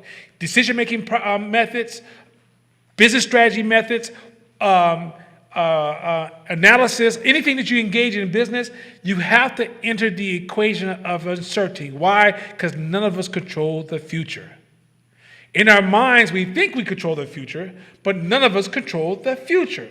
Because we don't control the future, a lot of those ideas that self-help provide for you is so absolute. Next, self-help comes from poor human hindsight. Meaning that it's not foresight, it's hindsight. Now, let me tell you what's wrong with hindsight. If you ask anybody walking down the street, hey man, I love your car. What did you do to get there? They're not gonna give you all the details because they can't remember it. They're not lying to you. They just can't remember. They're not gonna tell you, look, man, I did paperwork for like 60 days. I got fired twice. I went down to get the car, they rejected me on my credit card. And then I realized, oh, why am I trying to buy a car on credit card? Then I had to go do this. They don't give this long story of what they went through. What they're gonna tell you is like, yo, man, I just worked hard. I stayed focused. You know, when things came against me, I stayed focused. So at the end of the day, if you want to get a car like this, stay focused. Do you realize how much I just lied to you? How much I just set you up for failure? Right? Also, self-help does not celebrate business failure. You say, wait a minute, we supposed to celebrate business failure? Hell to the yeah. Let me tell you why. Business failure is information of what not to do. Business failure is a lot of times in business, we get excited about this. Like somebody tell you, I did A, B, and C, and now I'm a millionaire. What we forget is about all the other companies that did A, B, and C and went away. And so we get this very narrow perception of reality. So in business, you need a broader picture. And so when you learn to pay attention to the failures and the successes, it gives you a clearer picture that gives you a little bit more details and data that will help you navigate your way. But when you only focus on success stories, which you know self-help is always about how I became successful and the way you get success, I noticed a person's success. Well, the problem with that is that it's giving you a false perception of life. For example, mothers at home who are watching this class. If I said, look, if you want to raise your child, follow these 5 steps, and I promise you have a perfect child, y'all know goddamn well y'all turning me off right now. Y'all know, okay, obviously I don't have a kid, or obvious I'm raising my kid really poor. We realize that there's so many variations and so many unknowns that your ability to command information is the trick. Or your ability to have so many experiences that you have so much data you can pull on to work on successful strategies. We get into that deeper as this class goes on. That's why these classes are a whole year, because a lot of these ideas I'm giving you the surface, but we're going to dig really, really deep into these ideas. We're not self-help. Self-help separates the body from the mind. Let me say it again. Self-help, for the trainers in this class, y'all going to love this one. Self-help separates the body from the mind. The mind and the brain is one. If you don't exercise, you don't think the same. If you don't eat, you don't think the same. If you don't sleep, you don't think the same. If you don't touch other human beings or have sex, you don't think the same. So self-help makes it seem like it's all about willpower, which is shortening the message. Look, how many of you guys have been hungry before? And then somebody goes, hey man, you tripping. And you at the time when they told you were tripping, you thought, no, I'm not tripping. You fucking up. I ain't tripping. Ain't no wrong with me. Something wrong with you. And then somebody give you a sandwich, you're like, oh damn, I was kind of tripping. When you are in a space where you're not realizing that you are an animal that needs fuel to think. And if I give you a model, an idea, and I don't show you how to reshape your environment to maximize your output, then all these ideas I'm giving you is creating this attachment. This attachment comes with a cost. This cost means that it is part of me running my business. See, when y'all go to these self-help courses and they tell you we're going to have this weekend seminar, you just join a gym where you're going to work out really hard next to this famous trainer, but next week you have the same goddamn body weighing the same amount of weight. If I'm going to shift your weight, I got to get you committed to a group of new patterns, a new way of thinking, a new way of moving. You can't hang out with 7 obese friends and think you're going to lose all that weight. Every time you say you're about to go running, they're going to tell you, well, you know, we done made this new cake. You might as well sit with us, right? You can't get there without saying, I'm going to have to reshape my environment to achieve my goals. Now, mind you, that's going to be difficult. Your human brain doesn't like what I just said. Somebody already ready to cancel me right now. I promise you, this is open to the public. Usually we open it to a private group. But there's somebody in the public right now who have just turned their head and started petting the cat, or went to the refrigerator and got their favorite juice and say, ain't nobody going to take my weight away. But I'm telling you right now that you're going to have to change your environment. Think about this, y'all. Imagine somebody who is an athlete. And he says, hey, man, I'm playing for the Raiders now. I've been in college. I've been training since I was 7. And now I just say I picked up for the Raiders. And last week I had a phenomenal week. And they're talking about that they're going to give me this huge promotion. I was a first-round draft pick. You're like, oh, my God, you're a serious athlete. He said, yeah. But, let's go hang out. So you walk into the liquor store, you get some Doritos and a Coke, and he gets Doritos and Coke. And then you decide you want to smoke a little weed. He decides he wants to smoke a little weed. And then you go get you a 40 ounce. He go get him a 40 ounce. And then you hang out that week, and then you guys been playing video games the whole week, and he's been right there next to you. You start wondering, how the fuck did you get in NFL? Because usually when you're with an athlete that's performing at that level, they have a different lifestyle. Okay, entrepreneurs are not performing at the level of everyday people. They're performing at a very, very high level to be an entrepreneur. That means that how are you going to have the same lifestyle you have now and attempt to take on a goal that's going to force you into a whole different level of lifestyle? Now, yes, you evolve into it. You don't go from, walking around the block to running 15K or 25K marathons. That's not what we're suggesting. But you got to know that if you decide, hey, now I want to train with you to run a distant marathon, that your life's going to change. You can't expect that when you practice that day, you can go home and do everything you was doing before. Everything's going to change. And yet, in all fairness to you, I don't want you guys going home beating yourself up, because that won't sustain itself either. Change requires work, it requires environment, it requires so many tools, and we're going to introduce you to those tools as soon as next week. Some of those tools we're going to start giving you next week on how to change your life. Change is not about willpower. That is something that's old psychology. That psychology is so old it make my nose bleed. That psychology was around before I was born. New psychology says that willpower does not have the power to change you. Hands down. It just doesn't. Willpower is limited. You have to put other things psychologically in place to change yourself, and we're going to introduce those ideas. Anything else you want to say about self-help? Go to the next one. You done knocked it out the park. You killed it. We are not self-help. I hope that's clear. Next one. By the way, I don't know if y'all paying attention to our slides. Our slides are black, brought to you from Danielle. We purposely want to, look, I talked to Danielle last year. I said, Danielle, we're a branding firm. And I really walk around and see black folks celebrating ourselves and our businesses.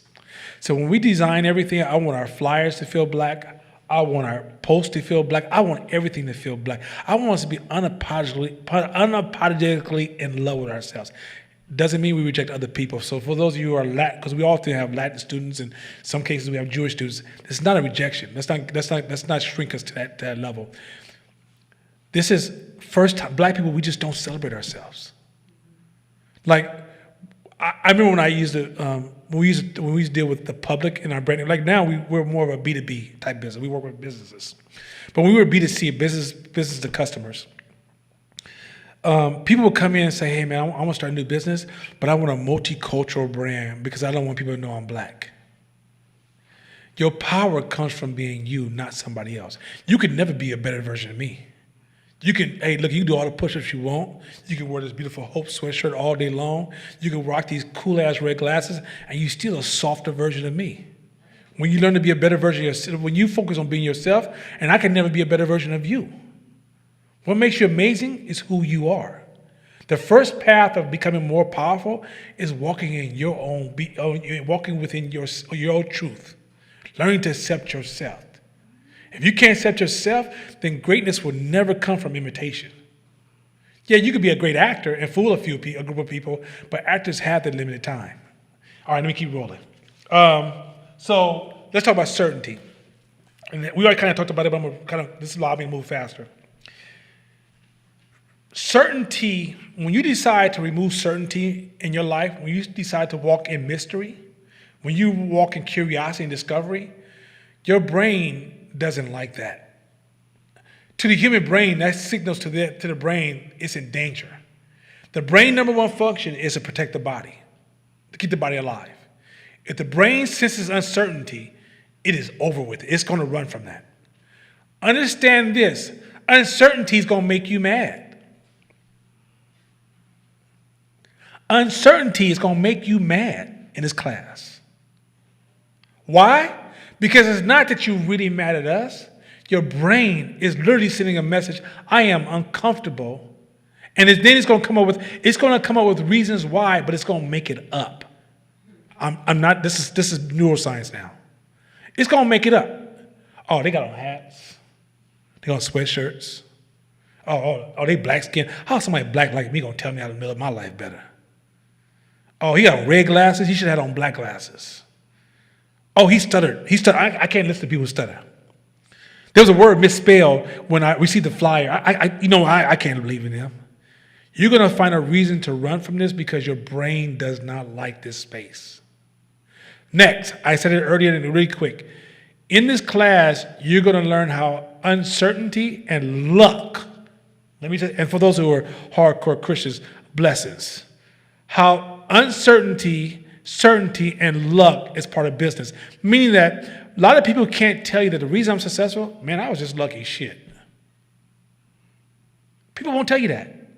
They won't tell you that. When they get there, they want to tell you about how they were one of the original Avengers. They're not in the TV show because the show's changed and they're racist now. They're not using my black skin, but I was one of the original Avengers. That's why I'm here, baby. I flew through the air and I landed right here, right in front of you to tell you what success is all about. That's what they're going to tell you. But what they should tell you is that, man, I went outside and Chris Foster walked by me. He's like, hey, man, I need some help. Can you help me real quick? And he ended up liking me, and he put me on. And then when he put me on, he introduced this other dude who at one time didn't take anybody, but I just happened to show up on the right day. And he put me on, and I realized it was an opportunity, so I maximized how I showed up. And now I'm here, and I can share with you some things I didn't do on my journey. But a lot of people won't tell you that. Also, we listen to hustlers over wealth builders. We listen to hustlers over wealth builders. Wealth builders are going to talk about something. They're going to talk about the long game. A hustler is about the short game.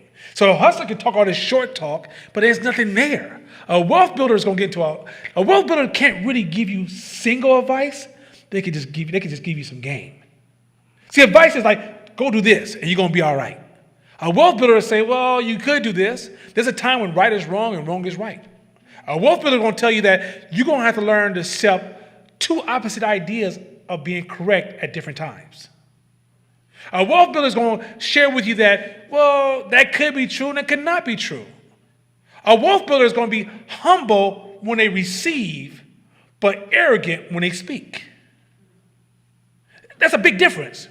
Well, hustlers going to be arrogant at all times, baby. I'm the man. Try to give me game. I ain't got time to listen to you. I already know who I am. I already did that before. I know what you're talking about. I got that. I know. So this is some inside game. Next one. Homework. We don't give homework in this class. That's like Friday. We don't give homework in the class. We get fired on our days off. Not just like, I'm just joking. We don't give homework in this class. Why we don't give homework in this class? Because that's not how entrepreneurs think. Let me say this again. That is not how entrepreneurs think. You don't do your homework because somebody expected of you. You do your homework because you do it for yourself. We're going to teach you to do for yourself. We're going to teach you how to learn differently. See, you went to school. If I, like my business partner, Mashama, said, if I went back and found a test you got an A in, and I gave you that test right now, you're probably going to get an F. Because you don't remember that information anymore. You can get so much information that you lose knowledge. Y'all hear what I just said? You can get so much information, you can lose knowledge. We're going to teach you how to obtain knowledge in this class, not more information. Yeah, and some of our highly educated people that's watching this right now are probably cringing because you come from a system of A's, B's, C's, D's, F's, and homework, and reports, and grades, and that rhythm is what you've been going through since you were in kindergarten. And so entrepreneurship is completely counterintuitive to that. Counterintuitive. Like, you will be doing, like, every opportunity you're going to be practicing your craft because you know that is connected to your bottom line. Again, your grade is your bank account. So it doesn't matter if you come back and a lot of times, because we've been programmed in this corporate mindset, that over time, consciously, you'll learn the lingo, you'll learn the words, you'll learn the acronyms, you'll learn all the things, and you'll come and you communicate either with your peers or to us in the perfect vernacular about the book and about this and about this. But we don't give a shit about that. Let's dive deep into the core of who you are in the application of what you're learning. Hey, have you tried it? Like, how have you applied it in your business or in your life right now? And what happened? That's all we care about. Because if we get in the rhythm of homework, then the perfection mindset that a lot of us have, the ones that have made it out the hood, or was the unicorns in their family or their neighborhood that made it and went to school and did something decent, and that perfection mindset, that perfection plus hustler mindset that got them out, they think that's what's going to help them become good entrepreneurs. It don't work. It don't work. If you notice, we sent you a podcast, and before we said, let's read this or watch this video before we take this class, one of the points he highlighted in the video is that the person who was systemically aligned with, very linear in education, very linear, getting the paperwork done and dotting the I's and T's and looking for approval, this entrepreneur world, there's no one to improve you.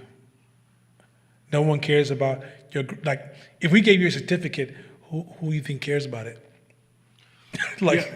You'd be handing that certificate to your mother. That's pretty much what person, my baby, but she wouldn't even know how to celebrate it. She doesn't even know what that means. So in this class, what we are going to show you is how to develop study habits, new study habits. Some of you guys are saying at home, I'm not a good writer. Some of you guys are saying, I don't really read like that. We're going to teach you how to get around those things, how to move around those limiting beliefs. And we're going to show you how. We're not going to tell you it's wrong and then leave you right there. And then hope that maybe you could be that mouse in the maze trying to figure out how to get your way out. We're going to actually give you step-by-step tools on how to become better readers, how to become better writers, how to become better communicators, how to develop the necessary skills to achieve these certain goals.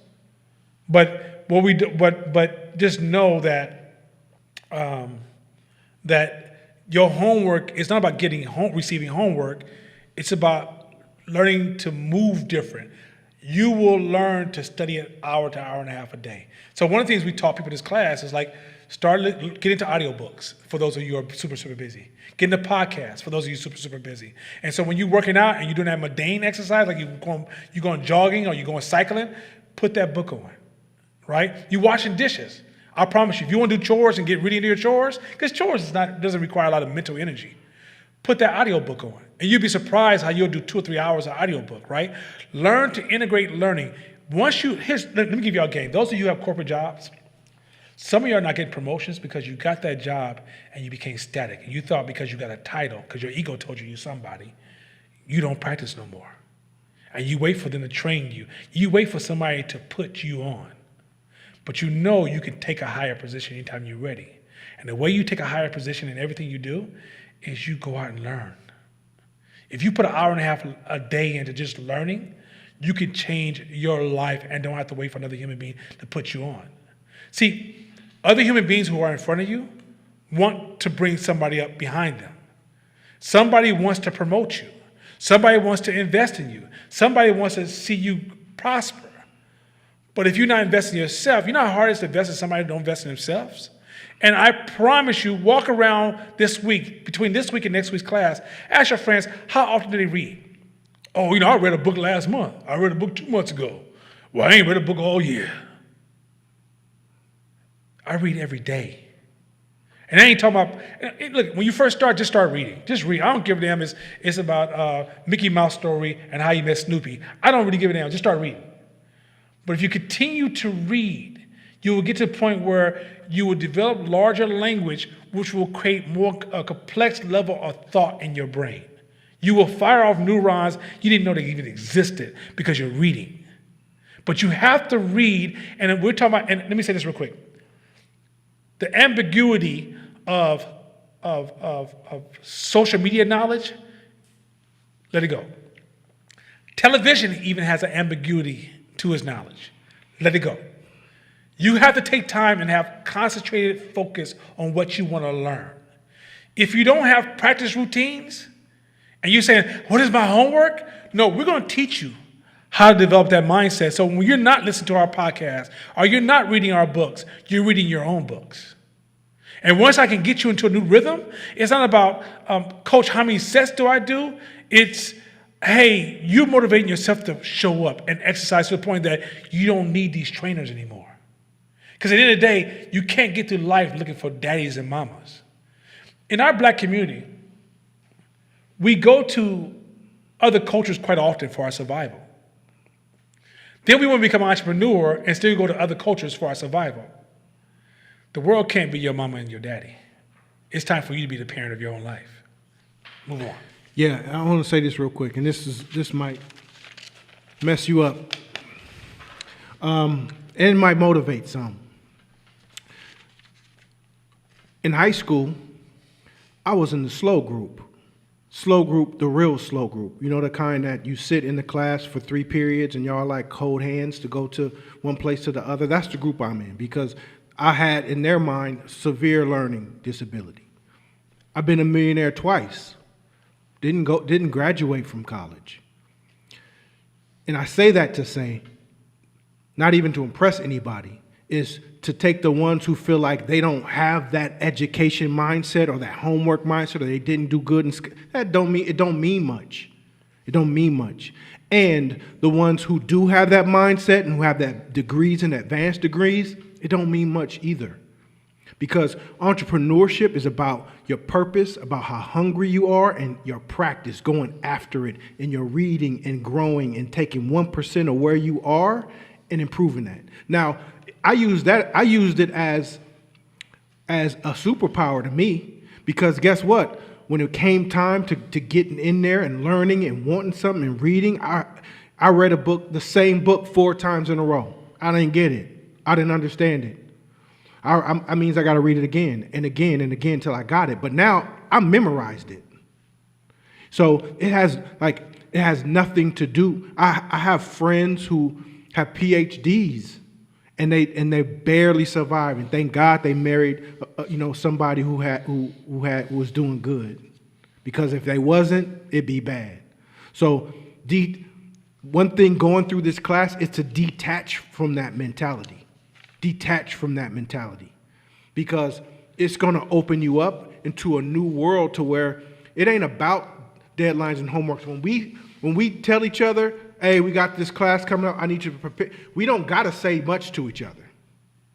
Even if I know that it's going to be hella work for me, or hella work, or I know, I need to, so what is that going to look like? I got to prepare, because then I got to show up like this. So then all the work gets backfilled for me. I don't be like, hey, here's my homework. It's not how you do it, because customers don't care about your homework. They don't care about your homework. Did you mess up my eyelashes or didn't you? Am I losing weight or am I not? Like, that's the grade. Instructors availability. We are not available for the first 3 months. Let me just say what it is. Usually the first 3 months of this class, it might be 200 or 300 people in this class. And those 200 or 300 people, some of the questions that will come at us, I've had people come to me and say, hey, what do I need to be successful next week? I've had that question. Because when you ask the public to come in, people are suffering from different experiences. People have different experiences. People have limited understanding of what this entrepreneur stuff is all about. So the first 3 months, we want to kind of narrow it down to those who are ready to do this. So the first 3 months, we're going to lose the individuals who had a New Year's resolution to change their lives, and then it burned out, right? Or we're going to lose those individuals who thought business is like the lottery, just come up real quick, right? Or those individuals who think they want to mimic and copy and paste a rapper. So they're going to buy a car, jewelry, and they're going to be flashing and change their status in the community, right? are those who want status by saying, yo, I'm in part of Fight Team Media Hope. That's why I'm getting down, because you think that's going to raise your community status. We're going to lose those. And we designed this class to lose those. We are aggressively working to remove those from the class.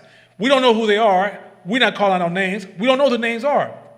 But once those individuals kind of move out the way, those who have the focus or have the motivation to drive, then we start to gauge a little bit more. You got to remember, we're running this class, we're running our business.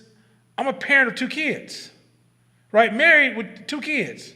This man got the dopest daughter in the world. Like, if she come over one more time, she can't come back home. What is this? And so the reality is that we're so busy that we don't really have time. We don't have a lot of time. So we created this class so we can give, as opposed to trying to have a whole bunch of individuals that we're mentoring, right?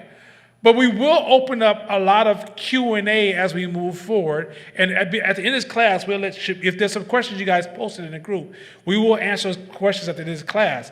But our personal availability the first 3 months is close to 0. Now, if you have questions you want to ask, post them to the class and we will address them in the class, because often your individual question is also shared by others who are uncomfortable asking the same question. But as far as, hell, Nana, can I come sit with you? No. Court, can I come? No, not now. No. I've had some crazy scenarios in the past where when I open up too soon, I get burned. And it's not that, and those of you who are saying, well, I wouldn't burn you, I'm not talking to you. I'm talking to everybody else. So I'm saying to those, you may be an amazing person listening to this podcast, and I believe you are. But for those who are just in a bad space because of your historical trauma, I need to give you some room to process. Show up to your truth. All right, next one. Why a Black entrepreneur course if this is not obvious enough? We start off with those stats, but I want to directly lean into this because I think every year there's this black cloud that sits above us, you understand me? And we don't really speak into why are we teaching a Black entrepreneur course? Let me say this first. The knowledge you learn in this class is not specific to Black people. Let me say this again. The knowledge you learn in this class, I promise you, if we had a white audience, they would say, yo, this is some dope stuff. Make sure I didn't put it in there. Okay. I didn't put the us versus them. But I'm going to speak on this too. The knowledge in this class is actually high-end business knowledge that is not in our community at all. 2, we're not thinking about the impact of slavery. Your great-great-grandmother was probably a slave. That means the values you hold, the beliefs you hold, come from your great-great-grandmother. In addition to that, we have slavery practices in our community that we don't know, they're no longer called slavery practices. We've reframed them, we changed the language, and we create an environment that supports them.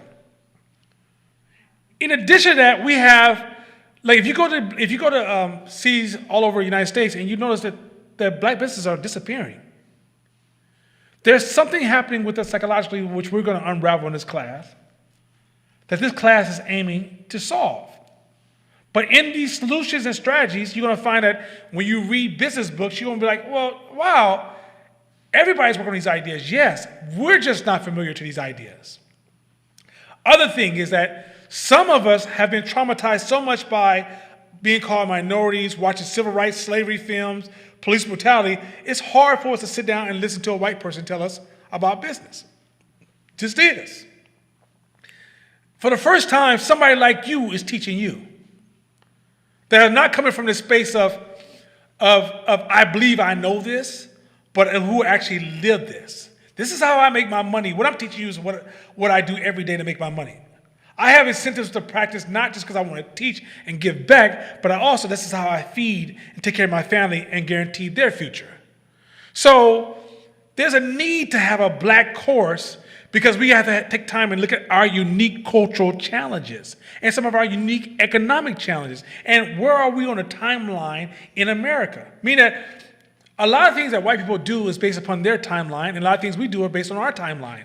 And based upon where we are on our timeline, if we don't identify the macro where we are, we won't understand the micro. You say, what do you mean by macro, micro?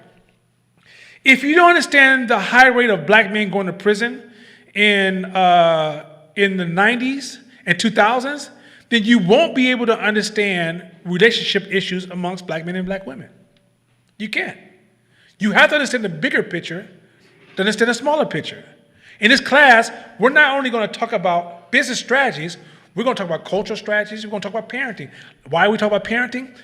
If we poorly raise our kids, that means all this work we worked on, all this entrepreneurial growth, goes to hell. The next generation is not strong.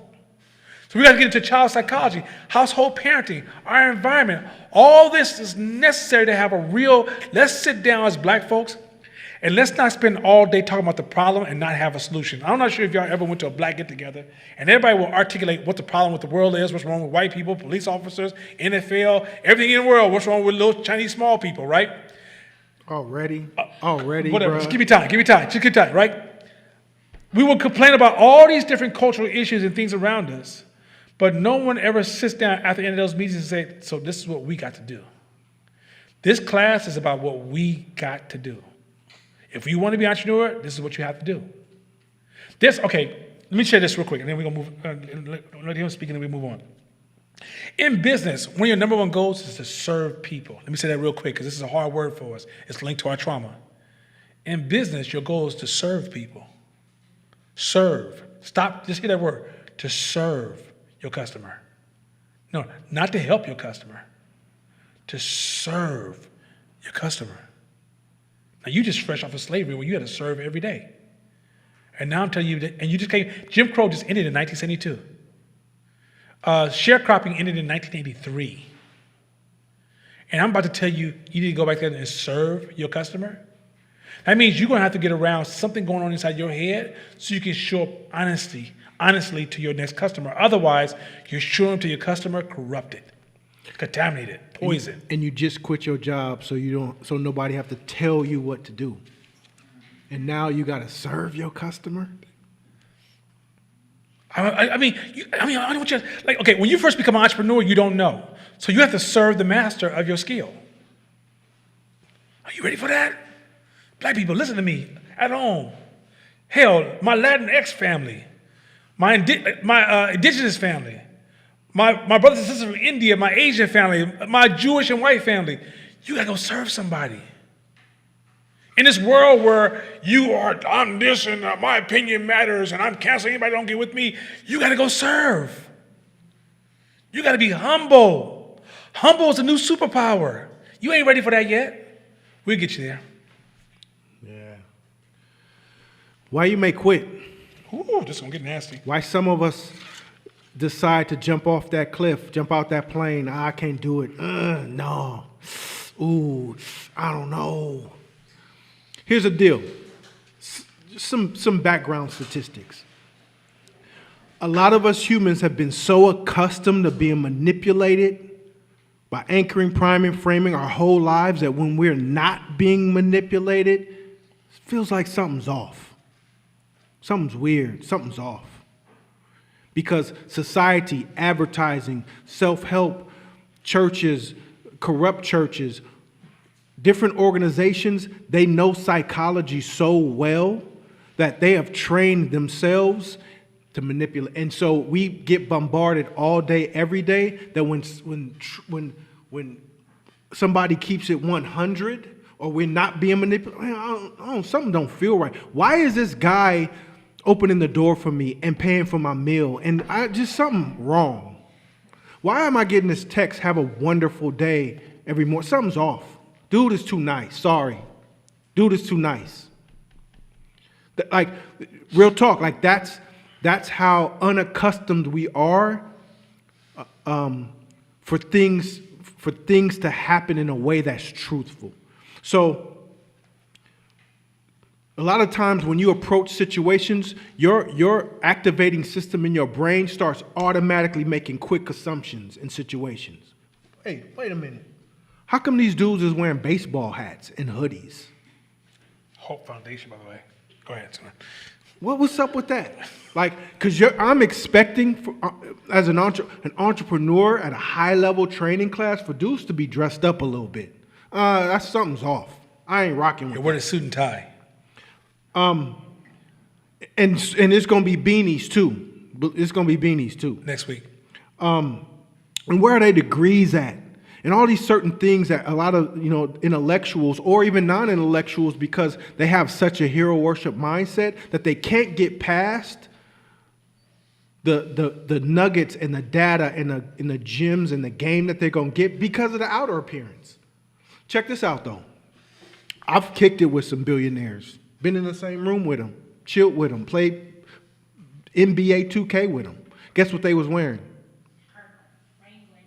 Hoodies and hats and jeans from Costco, and tennis shoes. But guess what? We comfortable when we see Mark Zuckerberg in an unzipped hoodie and any other tech geek with an unzipped hoodie and a t-shirt underneath. That's cool. But a lot of times, being in this class 3 times, a lot of the situations I got into with people came all about just perception. Perception. Oh, so something's going to fall off from that.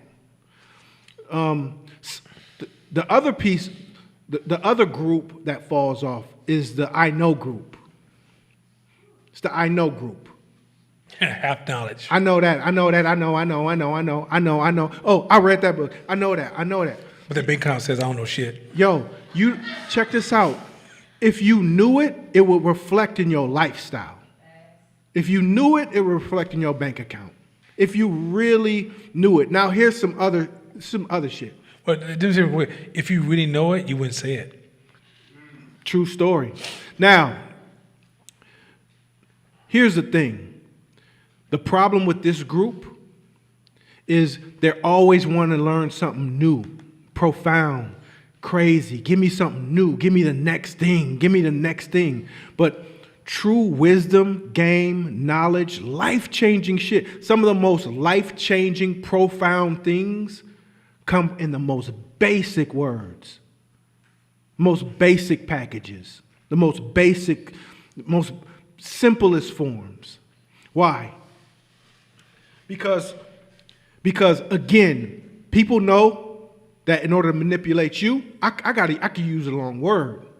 Use a long word that you don't understand, and then to make you feel inferior, and then come back around and tell you what it means and how I can apply it to you. So you need me. Because if I dip, there's going to be roads that you don't understand and words, and give me the rest of it. I'll give you the rest for $149.99, but I'll give you the rest. But the package that we give it to you, like, nah, it's this. Super simple. And sometimes, like he was talking about early, when you get the super simple, it's just too easy. Nah, it can't be that. Man, that's too easy. It's too simple. And the way you guys are disseminating it is just too simple. I need something more advanced. But the thing about it is, and it goes, I was listening to something before, and it's like everybody back in the day wanted to be a black belt. Everybody wanted to be a black belt. Black belt.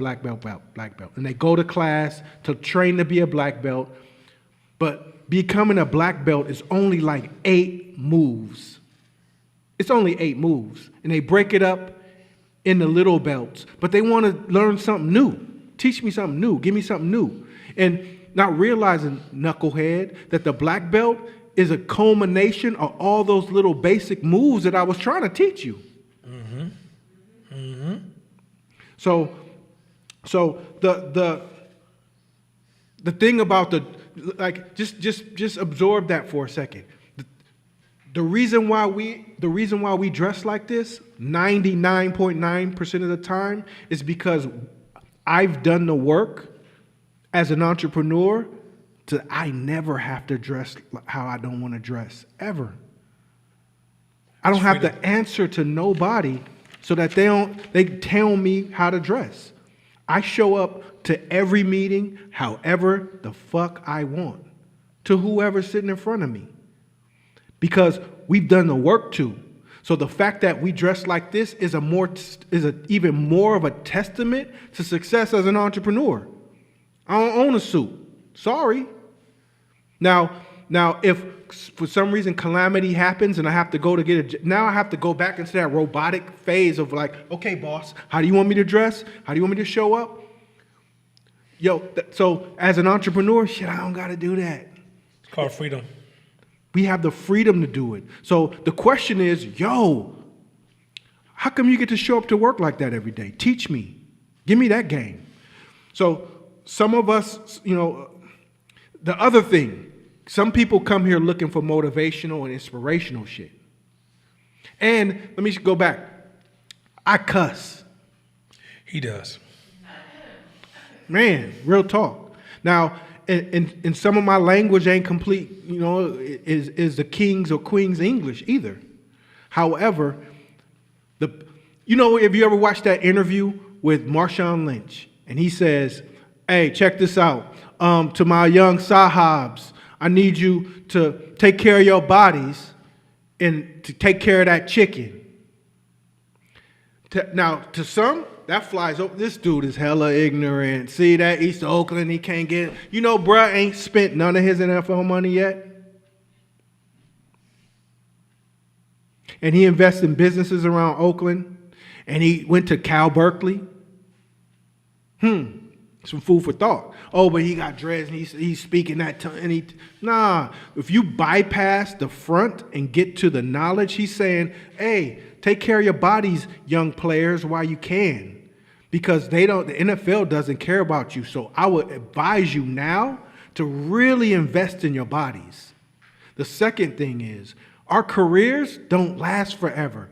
3 to 4 years on average. So while you're here, please save your money and invest it wisely so that the money can take care of you and your families for your lifetime.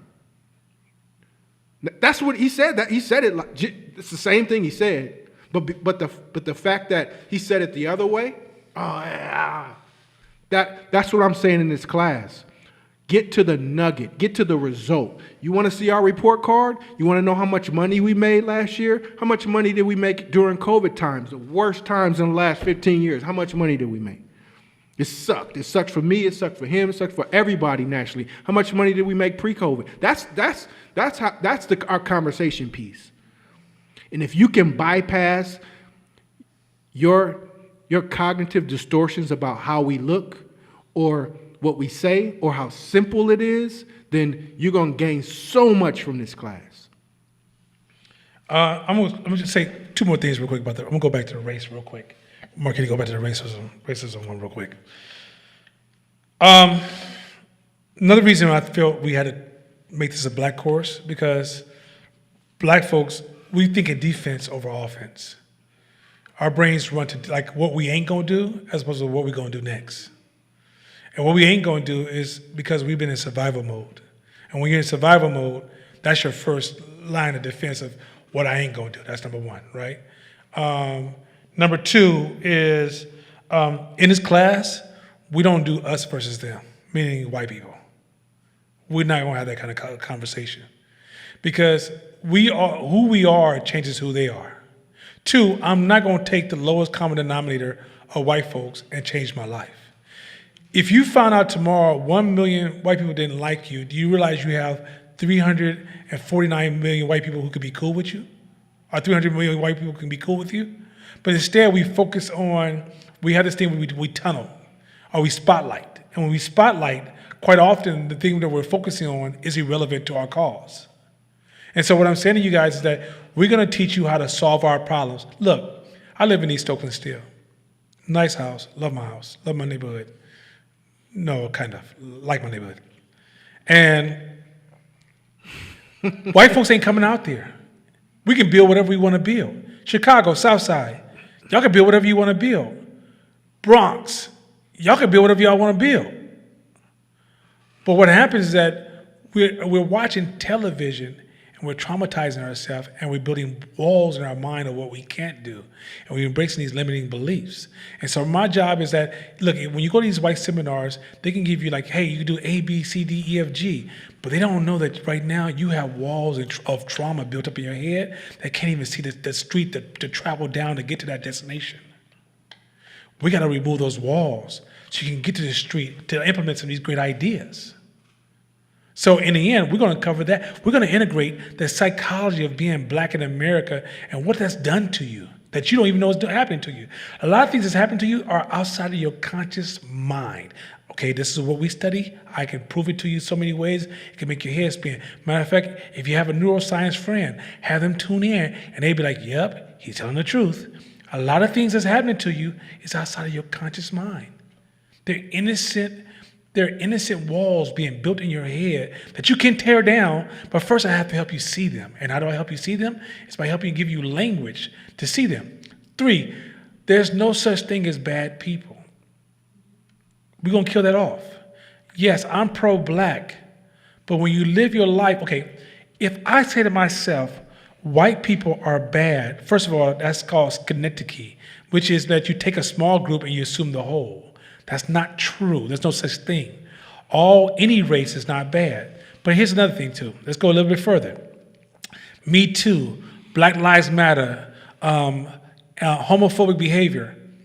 Sometimes the greatest Me Too person is you. You worrying about men. Have you ever seen how you oppress yourself? How sexist you are towards yourself? And then number 2, the next layer, look how bad women are towards women. Look how bad black people are towards black people. Look how bad gay people are towards gay people. I've seen a lesbian slap the shit out of a lesbian so many times it got to the point I thought that was a lesbian trend. Right?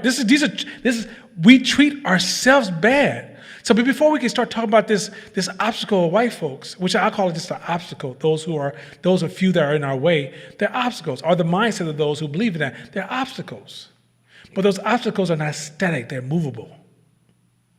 And for us to get there, we got to start building first. And in that building process, a lot of builders will fall. But when they fall, it doesn't mean that that's our destiny. That's part of our discovery. Failure is part of discovery to growth. But think about this. If a homeless dude was outside your house right now, and he walked up to your house and he knocked on your door and said, hey, you need to cut your grass. You look, hey man, if you don't get the fuck off my porch, why did you say that? The reason you said that is because you're like, who are you to tell me what I need to do? How much there's 400, I just told you the average white family is worth $308,000 after college. The average black family is worth $55,000. That contrast is damn near homeless. And now we're about to tell white people how to treat us? We start working on treating ourselves well first. The goal is turn all your guns and all that mental energy towards building your stuff. Stop waiting on somebody to give you freedom. Go take your freedom. Stop waiting on somebody to give you an opportunity. Go take your opportunities. Stop waiting on somebody to tell you you're great. Become great. Greatness is something you become, not something I reward you with or nobody rewards you with. If you want to be greater, you just become greater. No one can tell you that. You may have a group of people who will hate on you on your path of greatness, or they hate on you because they don't want to see you move past them. But if you just stay on that path, those same people who are hating on you will eventually worship you. So I just wanted to go back to the black stuff for a minute because there's no way where I'm going to teach this class and it's about methods and strategies and behavior science and fallacies and distortions and biases and all these complex scientific ideas that are interrupting your ability to sell to another human being or to move products or to scale your company or exponential growth or probability thinking. I'm not going to just hit that stuff, which you're going to hit all that stuff. But then I'm going to put it in the context of some of the mental challenges and why are we sitting in these classes next to other students in Harvard, but we're economically not performing at the same level? Why do we only have, out of 414 billionaires, why do we only have 4? Like, we need to have that conversation. And those 4, you already know them. That's what's so sad. You know them. It's not, do you realize you don't know all the billionaires, white billionaires? Most of them are discreet and hidden. They pay for services to keep their family hidden. And yet you know the 4 billionaires because that's how scarce the situation is. So I don't want to hit the black stuff. Just one more. I just wanted to scrape that surface one more time. Implicit bias, he kind of went over that. Many of you guys are going to quit this class because of implicit bias. You already have preconceived notions of black folks trying to teach you anything. When you think about the highest level of education, you probably think about Harvard, fairness, Stanford, fairness. But quite often you don't think about black folks teaching you this. You're going to realize that most colleges can't teach you how to be an entrepreneur because most professors are not entrepreneurs. That's why most professors always rely upon business plans because they don't know what to teach you. And by the way, business plan it doesn't serve the purpose you think it serves. Matter of fact, it serves a very light purpose. And majority of entrepreneurs never write a business plan. Yeah, let me tap in something real quick on that. Understand this.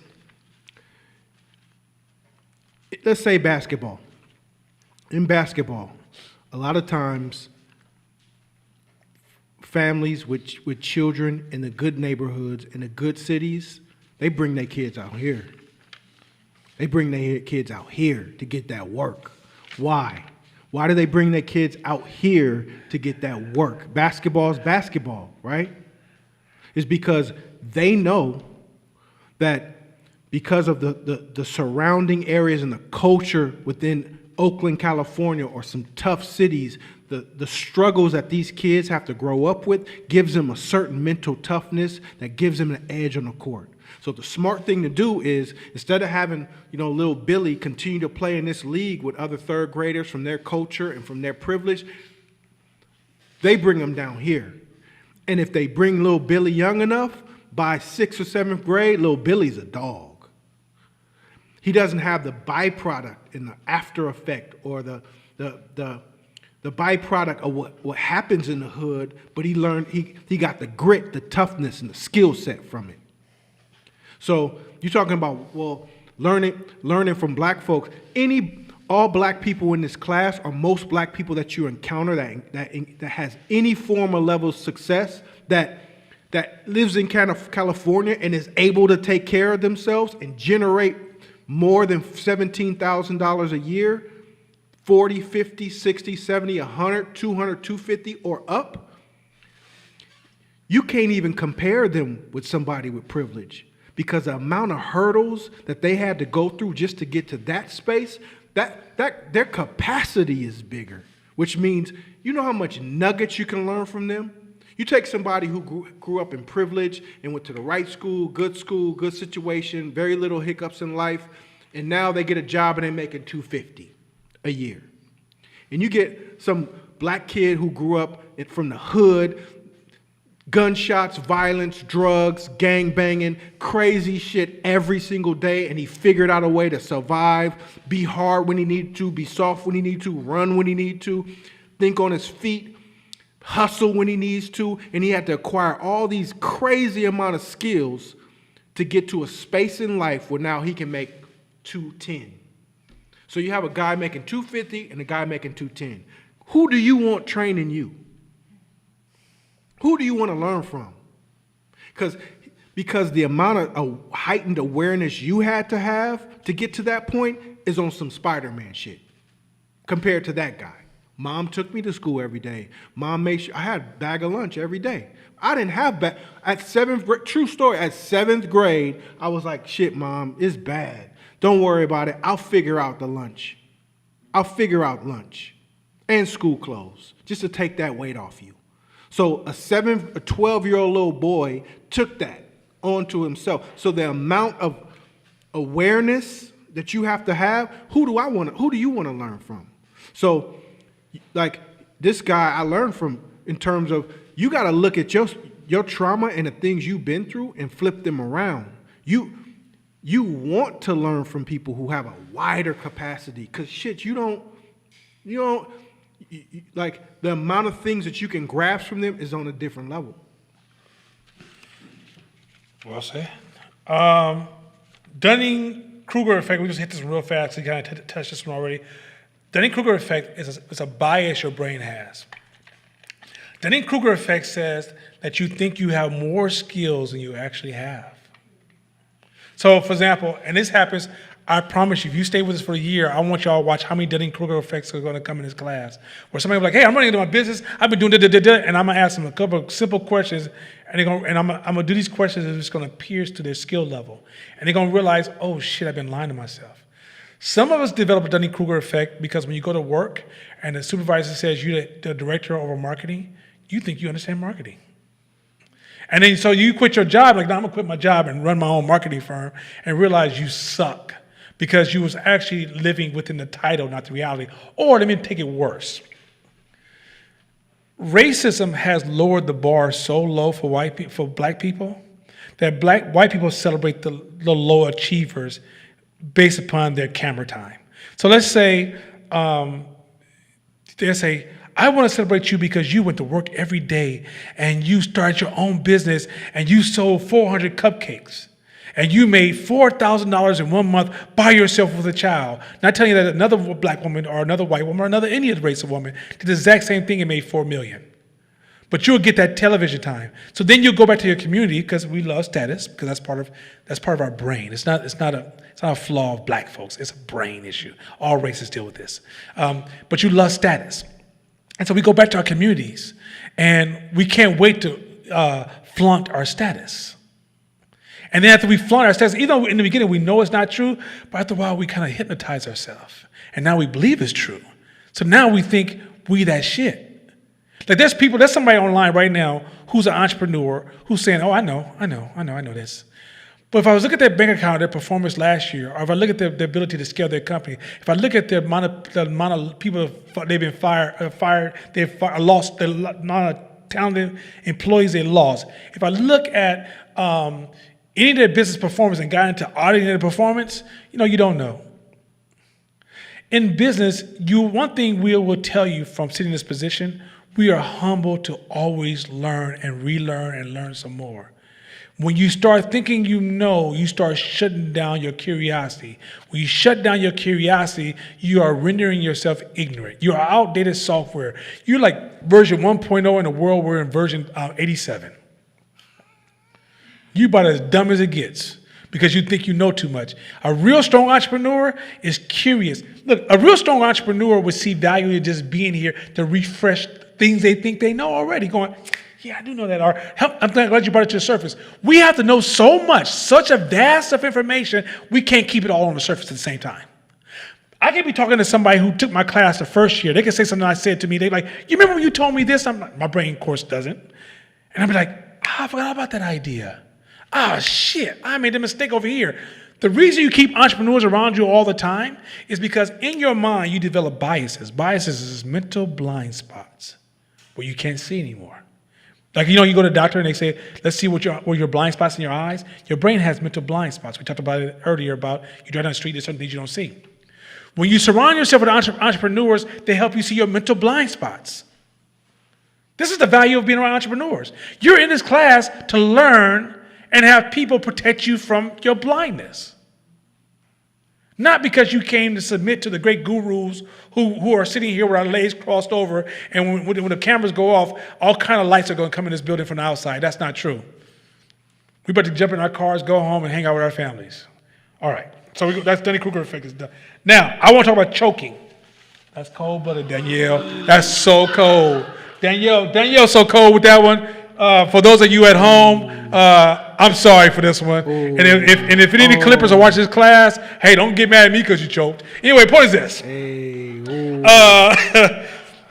Danielle cold. Danielle's so cold sometimes. That's why I love Danielle, because she's cold because she want to be. Let me say this real quick. Let me show you something that's cold about business. Business, you know how somebody chokes? Is that when they get to the maximum level, they short the process. They short the process. And if you don't know what that is, you'll be on a permanent choking path. Where does coach come in? A coach comes in and go, hey, change the way you think. Change the way you process an idea. Change the way you breathe. Go home and sleep 2 more hours. Eat this different food. The way you avoid choking is you have to balance the inner game with the outer game. Skills won't get you to the top. You have to get that inner skill and the outer skill together, synchronize and understand it. Choking is a psychological challenge. If you're in this class and you don't at least have $1 million sitting in the bank, you probably choked. You probably was on the path, had an opportunity right in front of you, and you choked. And guess what? You don't even know why. You know why you don't know why? Because you haven't developed any more knowledge to help you analyze your behavior and reflect. Look, in business, we engage this thing called interception. And interception is when we sit down, we look at what went bad that week. What can we do better? What can we do different? What's something we haven't even explored? So in introspection. I've got too many words. Introspection is so close to interoception that, yeah. So introspection. So we engage in this process of interception to kind of reflect all the time. Introspection. But in introspection, if we're not growing our knowledge, we're kind of just we're going over the same 3 plays, ignoring everything. We're blinded to everything we're doing. So the way we broaden our introspection is by broadening our awareness, our knowledge, our patterns. So as you broaden those patterns, you go back, each week your introspection gets upgrades. And now you're on software 900 because you've constantly been upgrading. But some of us are software number 3. And we wonder why we can't get ourselves out of this hole. Because we can't see ourselves. Because your brain is designed not to see you. Do you realize, people at home, that majority of the day you are in a space of disillusion? Your brain is designed to be in disillusion more than reality. Right now, as you listen to me and you reflect, you're no longer in the present. Hopefully you're not driving fast. It's not a bad situation. It's a bad situation. Matter of fact, let's say me and you are having a deep conversation and all of a sudden you decide you want to run from the police. At this point, please let me out. But if you don't, just in case it's happening. If I'm still talking to you, you're going to tell me, can you please stop talking? Just give me a second so I can get out of this. Why? Because now you need to fully engage reality to navigate out of this. Whether you know it or not, majority of the day, you are in a delusionary state. Meaning that you're really constructing your reality. Reality that doesn't exist. You're just creating your own reality, which is another thing. We'll get to that next class. And so the reason we often choke is because we are in such an illusion and we're in such a limited state of what we see. We're just using that same script or that same filter system that's so outdated that's letting too much stuff through. We got to upgrade our filter systems. And so a lot of you in this class who think you got it, who somebody came and tapped you on the shoulder and said, hey, man, you probably should take this class. It's probably because they watching you from the side. They see your blind spot, and they realize you got so many holes in your filter, it's ridiculous. And they want to help you see the holes, but they don't know how to tell you to fix the holes. So they say, hey, man, you should come take this class because they want to see you make more money. They want to see you grow. They want to see you achieve your goals. They didn't say this to you because they're trying to trump you, put you down, disrespect you. And they didn't want to tiptoe through all your emotional soldiers and sit in front of you waiting to blow somebody up if they say something wrong. So they say, hey, go take that class. So you're here in this class right now to strengthen your ability to see. Once you're able to see, that brilliant brain that God gave you can get to work. It can get that work. But it can't get that work if all I see is just 3 things in a world of millions. I mean, think about this. I'll show you how cold this is. Cancer and heart disease, which are preventable in many cases. I think in California killed something like, between the two of them, over 150,000 people. Homicide in California, we got LA and Oakland, and we get down. Only killed 3,000 people. But in our brains, if you live in the hood, it feels like the ratio is flipped opposite the way around. I think the year that we studied police brutality, because 49ers hired us to do research on police brutality. I think that year, police had killed about 1,500 people, but the way it hit the media, you thought they killed 50,000 people. Yet, hospitals had killed over 75,000 people that year by poor practices. But we spotlighted police, and so at the end of the day, because we spotlighted it in our brain, it became real. So now you drive down the street, ain't been pulled over in 15 goddamn years. You 60 years of age, can't drive faster than you want to drive. Your eyesight is about as fucked up. Police pull up behind you and guess what? Your heart starts beating fast because in your brain, it's real. You 23. Your car's registered. You drive in a neighborhood. Cops ain't shot nobody in your neighborhood since you can remember. You heard this old folk tale about in a 62, this one cop called Mr. Hicks killed 3 people. But a cop pulls up behind you and your heart starts beating. Because what you believe is real. So a lot of times we're choking because we have these beliefs that are not real, but they're real to you. And if they're real to you, then they're real. So this class is to help you get around these limiting beliefs that are formed in your head that literally every time you get ready to run up the hill to get to the top of the hill of your form of success, which we're going to define what is success too in this class. As you run up that hill to get to that level of success, there's a wall called your belief saying, nah. And guess what you did? Guess what? This is the cold part. Let's go back a little bit earlier. You turn it into anger. You say to yourself, see, they ain't gonna let us get ahead out here. People be hating on me. If I just had enough money, man, my girlfriend, she ain't shit. My kids, they so goddamn bad. Man, white people don't like me. I tell you, the police officers trying to kill us, and them Chinese midgets they're just causing problems. All that stuff's in your head. None of that stuff's real. I had somebody tell me, man, this brother was living in the hood doing bad. So you know what's wrong with black people? I said, what? Gay people? I said, God damn it, how in the hell you go from this level of poverty and gonna talk about some gay people? You gotta be kidding me. I said, but what about your cousin who's a pimp? Oh, no, look here. It's all about the gay people. So your cousin who's destroying women is worse than gay people? Brother, if that's not in your goddamn head, you traumatized. There's a lot of ideas we have in our community. You know, I don't work with black people. You traumatized. You know, they ain't gonna buy our products. You traumatized. I'm gonna prove every idea of what can't be done. I'm gonna destroy those limited beliefs. I'm gonna act like I'm a samurai soldier and cut your limited beliefs apart. And show you, and my goal is to strip you of those limiting beliefs and leave you naked with yourself.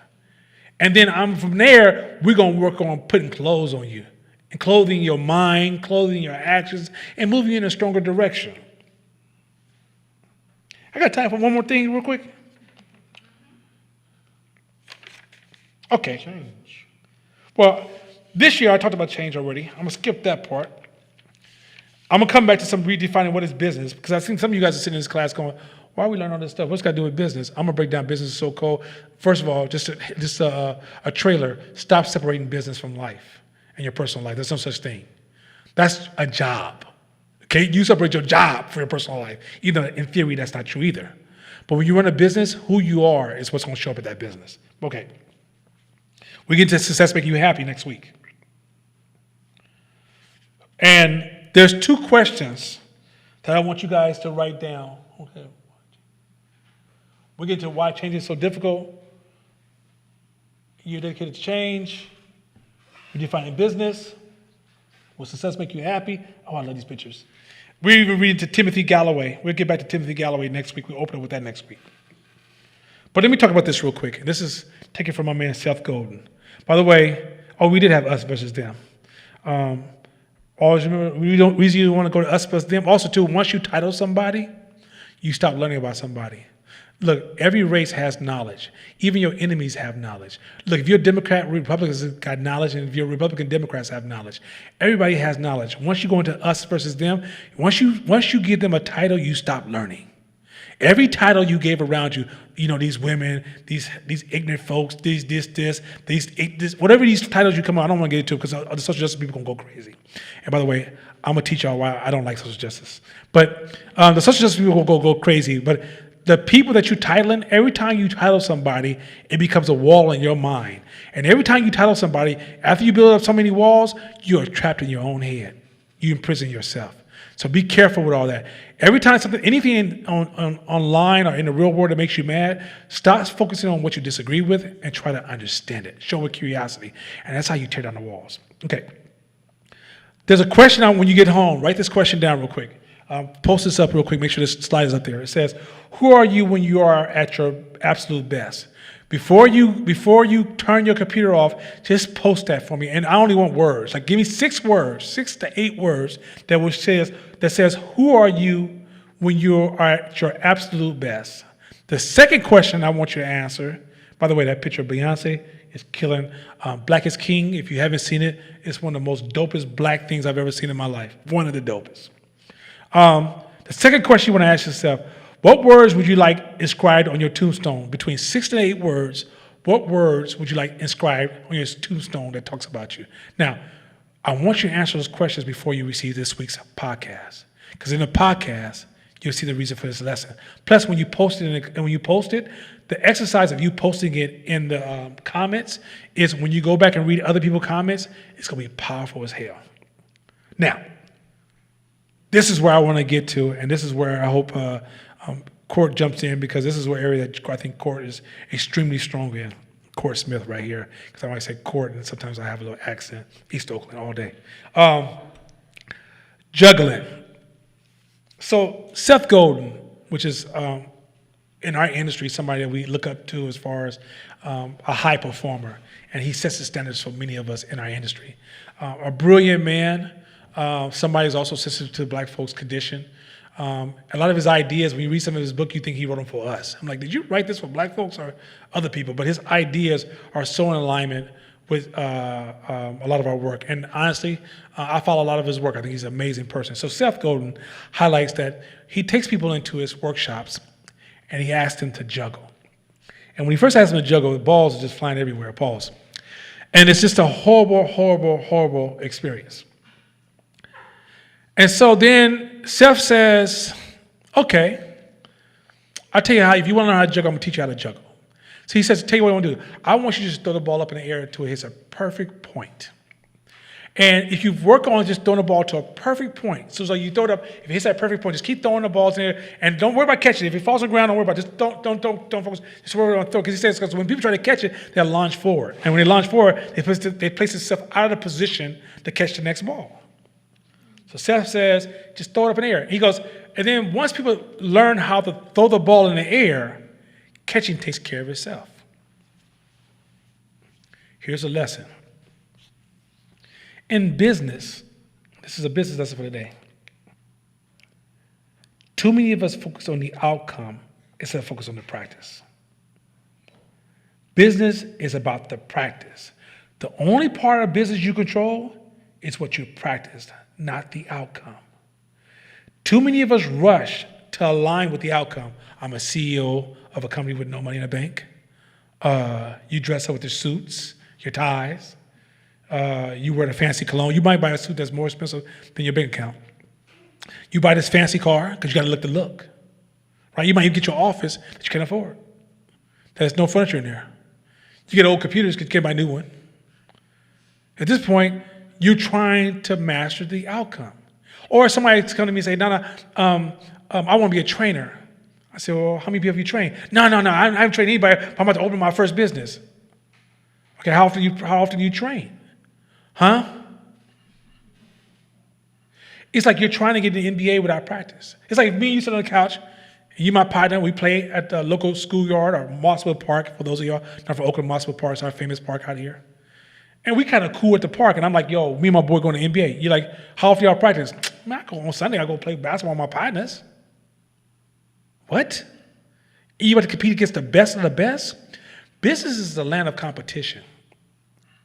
You ain't got, look, if you become successful, then there's competition coming for you. And the way you hold off competition is not hiding from competition, it's becoming better. By the time you steal my current move, I'm already on to 6 moves later. I'm always growing and progressing. I'm not holding the fort. I'm moving so fast, you can't figure out where I'm at next. But in business, what makes you amazing in business is practice. So if you come to me like, Donna, what should I do with my business? I'm not going to ask you about the outcome. I'm going to ask you, what is your practice routine? How long have you been practicing? Somebody asked me one day, Donna, should I be charging? Somebody asked me to do a job for them. I never did it before, but I would do this for a living. How much should I charge them? I said, how much can they donate to you? Because you shouldn't be charging nobody shit. You ain't no good. You suck. By default, you have to suck. Look, when I first started Fight 10 Media, I had the clip-on lights from Home Depot. I'm not exaggerating this. I promise you on my kitty cat's grave. I had the clamp lights, and I had a cheap camera with one lens it'd been dropped so many times that I had to really work on focusing it, right? And I would have blankets hanging up, telling the model, just hold on, just stand right here, right? Now, mind you, between Photoshop and the camera, it worked. But it was nowhere near the knowledge I gained from being on the journey. My first wedding, now mind you, if you were able to get me out and come shoot a wedding, let's say you said, "Now come on, shoot. I don't shoot weddings, do photography anymore." But let's say we were back in the days I was doing photography still. My closing numbers was between $3,000 to $5,000 to do a wedding, and most of the time it's around $5,000. 3 means I know you. My first wedding, I did it for $500 and was ecstatic with a team.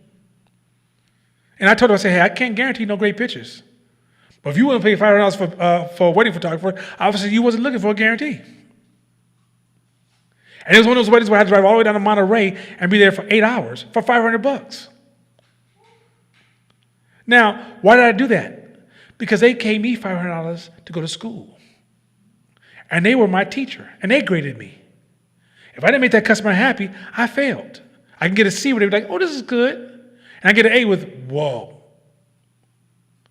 But I understood, and here's the funny, now here's when it gets cold. So when I wasn't shooting a wedding, guess what else I was doing? I was outside with my camera, shooting everything I could. Practicing. I was going to the bookstore at night when shooting was over, and I was reading and I was looking at magazines on how they were shooting, and I was reading photography books.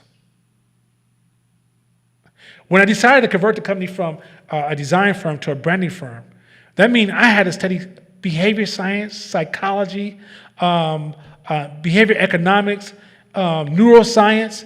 That meant I had to go into an hour and a half a day. I practice. To this day, I practice. I don't miss my hour and a half. 6 days out of 7, I put in an hour and a half a day. And I will look, there's some days things go bad. So, hey, when my daughter lays down at 9:30 to go to bed, I tell my wife, go to bed with her. So I get my study time in. Why? Because I realize that as soon as I think I am the shit, then I'm lying to myself. What makes me good in business is not me. I'm not special. Okay. In life, we have a problem with these. It's a semantic problem here. We think talent and skills is the same thing. If you went to Serena Williams and say, "You are so talented," you just insulted her. Talent is what you're born with. Skill is what you develop. Serena has skills. I'm a really good photographer. Well, I'm not sure if I ain't shot in 2 years, but I'm a really good photographer. To the point that I started getting praise from my peers. People who are outperforming was praising me. I am a sucky-ass artist, but I wanted photography. So you know what I did? I practiced and developed the skills of photography. It wasn't my natural talent. I didn't walk out and be like, "You know what? I see it. I see that. That's a picture right there. No, stand right there. Oh my God. That's absolutely beautiful." No, I wasn't that dude. You could be sitting in the worst place in the world, I'd be like, "I don't still see shit." But then I learned to see. I practice. I was a horrible reader. You talking about somebody who would read and be like, "Oh, that's 10 minutes. Goddamn, I gotta go to bed." I practice. My knowledge of marketing will give anybody a run for their money. Why? I do an hour a day and see what happens after 5, 6, 7, 10, 15 years and see where you're at. And watch when you go to sit with somebody who graduated from Harvard or Stanford. Now I realize that science is already proven when you graduate, your education starts to do this because you start to lose it. Don't use it, you lose it. Anything, don't use it, you lose it. Shit, be a trainer, stop working out. Don't use it, lose it. Be an amazing chef, stop cooking. Don't use it, you lose it, right? I sit in a room, and usually the people I'm sitting in front of I sit in front of a lot of white people who are always challenging my skills. And I'm always smoking the fuck out of them. I taught a class the other day to a whole bunch of government officials, and they said, "This feels like graduate class." Because I'm not smart. I'm that dude from East Oakland. Hood as fuck. I got a Harley with hella bass. I still bump my bass. Not in my neighborhood, disrespectful. But as soon as I get close to that freeway, I'm about to tear the city apart, right? But the difference between me and many of you out there who have more degrees, who've done marketing probably longer than I have, is you don't read, you don't study, you don't practice. Stop focusing on the outcome. You know what happens when you focus on the outcome? You start hustling. You want to get there fast. What's the shortcuts? How can I get there to 6 steps of success? How can I get there by tomorrow? When you embrace the process, you change the game. And stop, and let me, I know that I ain't supposed to go here and it's too early. But you don't develop passion before you do. The passion comes from the practice. Be like, what's my passion, Nana? I don't have a passion. Get to work. You'll find one. A professional learns to love what they do, not try to figure out how to love it before they do it. This game is, I'm giving y'all the coldest game. Look, if you want to see where you are, this is your first audit. Go home, look at what's your practice, and that's who you are. That title they gave you, that degree you received, the shit you taught to your friend to get them to fall in love with you, that's not who you are, pimpin'. That's not who you are, sister. That's not who you are, people. You are your practice. We are dynamic. We are picking up new stuff and dumping old stuff every day.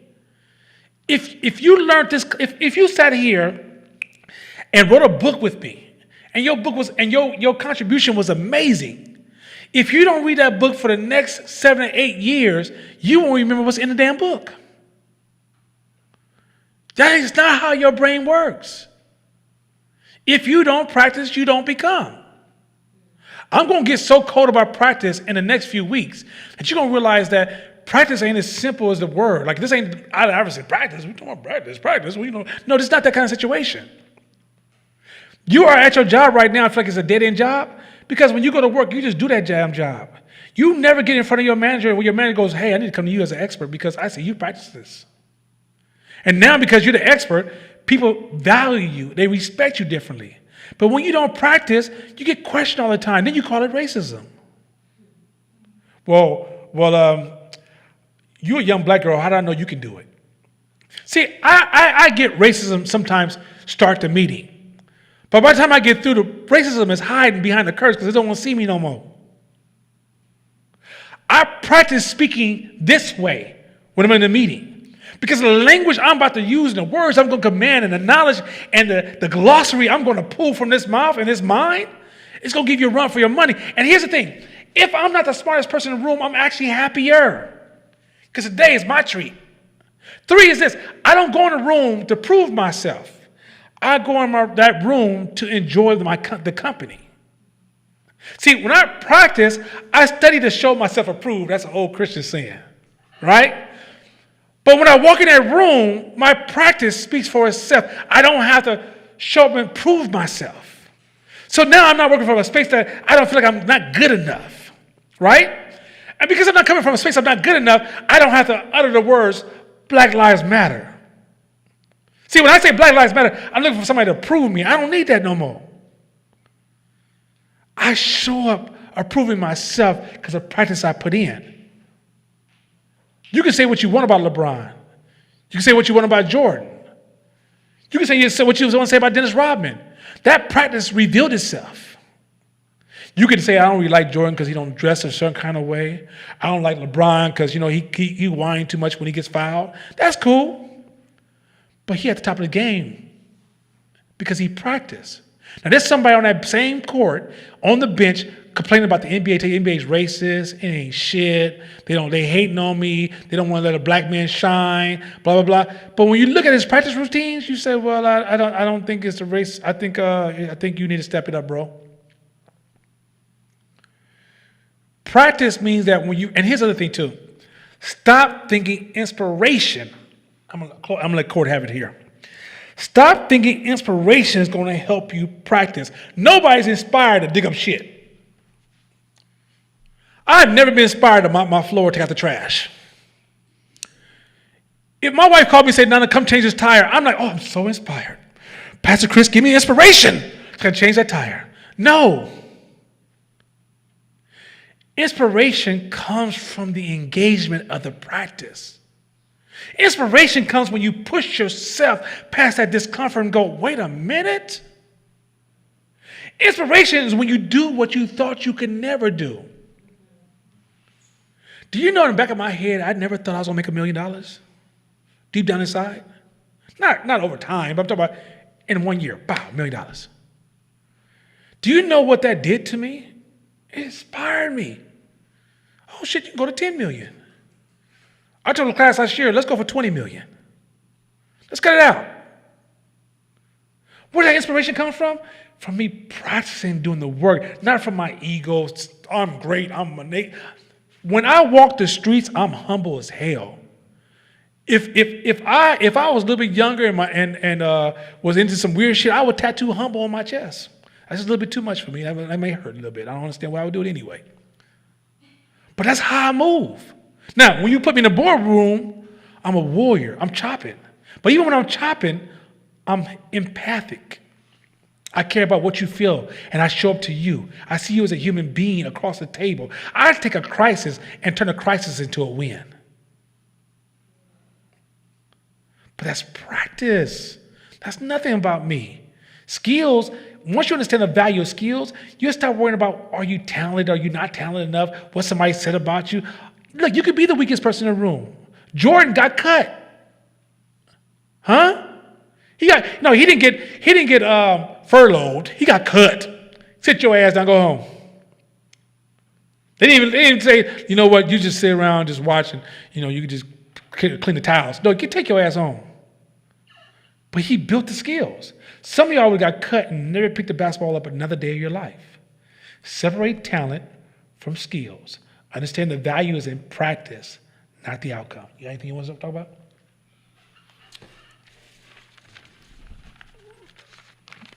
Why are you here? Why are you here? Most of us are here because we want something different, right?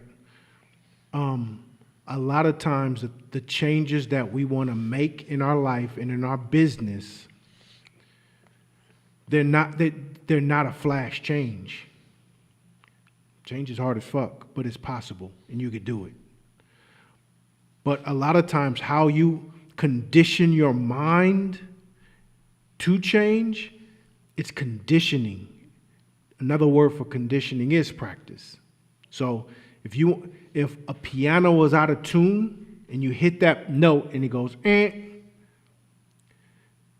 if a tuner comes and retunes that piano so it's hitting the right note, okay, it's good.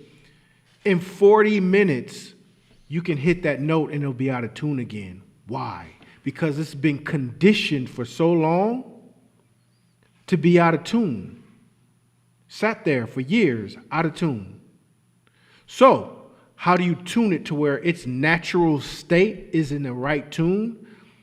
For the majority of the time, you got to keep conditioning it. Nope, go back. Nope, go back. Nope, go back. Nope, go back. And over time, you defeat it. You defeat it to where you still have to condition it. Now, the way it typically happens is I got to come back 2 weeks from now and put it back. Then over time, I got to come back a month, then 6 months. Now, over time, it's been conditioned so long that you only got to come back once a year and condition it. But you still got to condition it. You still got to practice. Like that's part of the keys. Now, there's hella ways to make these instant changes. But how you make long-lasting overtime change is through your conditioning. Now, have you ever seen if you follow boxing or MMA, and you've seen a boxing or MMA fighter and they're undefeated, 15-0, 16-0, and they whooping motherfuckers' ass. Whooping ass. You're like, man, Ronda Rousey is bad. That's a bad girl.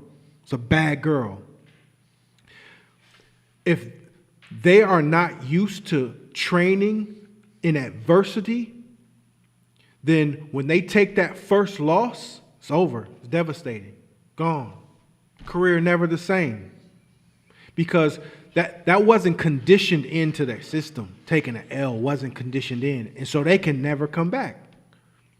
So us as entrepreneurs, we here because we want to change. We want to change our money.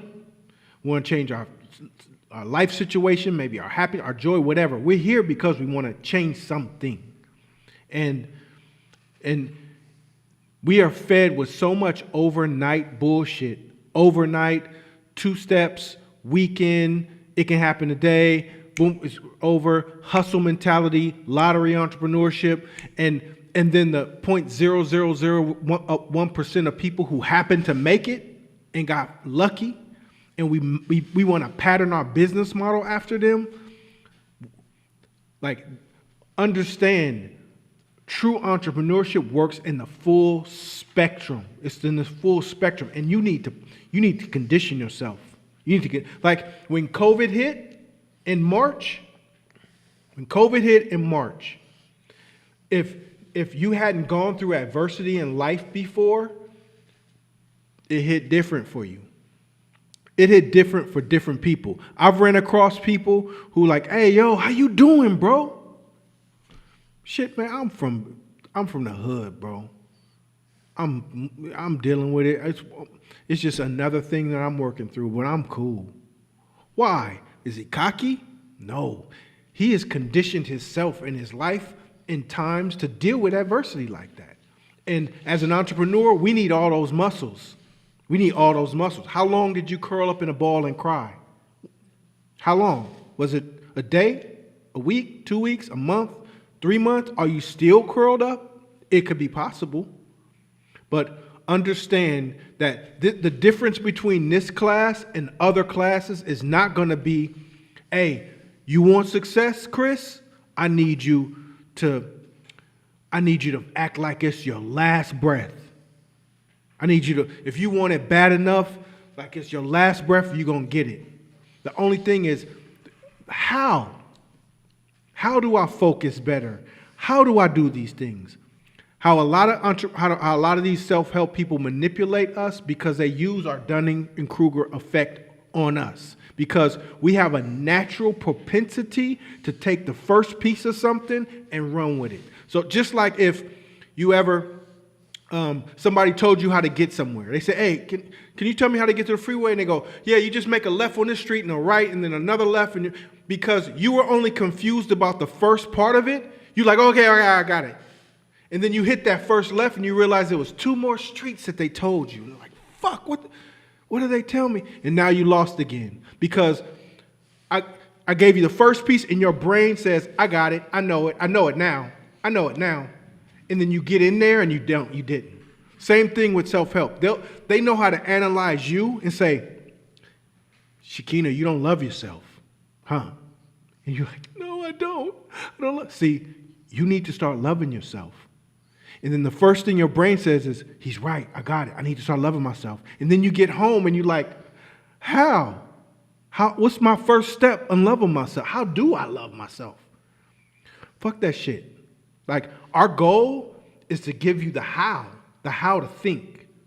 It's irrelevant for us to sit here and tell y'all about yourself and why you ain't successful and why you ain't making money and why you ain't, and not give you the how. The goal is really focus on the how, for us to focus on the hows for you. And that's really the important piece. That was super dope. Well, first of all, I'd like to thank y'all for coming. I got a couple of quick announcements. First of all, Chibi, do we have any important questions you think we need to? No. We good? Okay, good. For alumni who took the class, we have probably 150 alumni. Make sure that you re-register with the class because we're going to move to a new system completely. We want to move the class away from Facebook because Facebook is a distractor. Like, you could be on Facebook looking at the class and notification come up, be like, oh, wait, I ain't seen that in a long time, right? So we're going to move that away. Streaming will be free all of January. Also share the streaming with people that you think that might be interested. Our goal is to impact. And so help us impact as many people as possible. The more people we can get to join the class, the more we can work on. The key thing is this, listen, let me paint a quick picture. Imagine Hope being about 500-600 people strong, or 1,000, let's say 3,000 people strong. Those 3,000 people are collaborating, purchasing from each other, supporting, advising, backing, and eventually we're going to create, Adrian, who owns Kingston 11 here, came to my house and gave us an excellent suggestion, which is we're going to eventually have the students audit the businesses of the students in the class. And the reason we're going to have them audit, one, for the class, but also for the business owner to be able to see their own biases. We're trying to create a group that's focusing on us solving our problems, and we're going to drive this hard. Trust me, this is the first class. Matter of fact, we so poorly nicked the surface that you can't even see any change. Because once you see how far we're going to go, the day is just a small peek into where we're about to go. But help us grow this class. So share this. It's on YouTube listed. It's also on Facebook. Share with friends, share with all. Our goal is, like I said, to grow the class, but growing the class means nothing to me if we can't see impact. And we have, on our team, we have an ethnographer who's looking at our actual impact, and we're doing surveys to make sure that, because if we're not working, we tweak. We critique. The class is dynamic, it's not static. We don't have this perfect model, we're gonna drive this model, and then everybody's gonna change. We're driving a model, and then we're taking feedback, and we're constantly adjusting, because this program is now nationwide through live streaming. And because it's nationwide, there are some subtleties and differences between problems in Chicago, in New York, Texas, New Orleans, Tennessee, California. All these have slight differences. And so the program is going to be challenged with how do we build solutions that allow us to speak to those challenges, but overall targeting African-American growth. I want us to get away from white folks promising they're going to give us $100 million, $10 million, $3 billion, and tomorrow we go outside our house and we're still unemployed, or we still have that low-income job, or we still don't see black businesses in our community.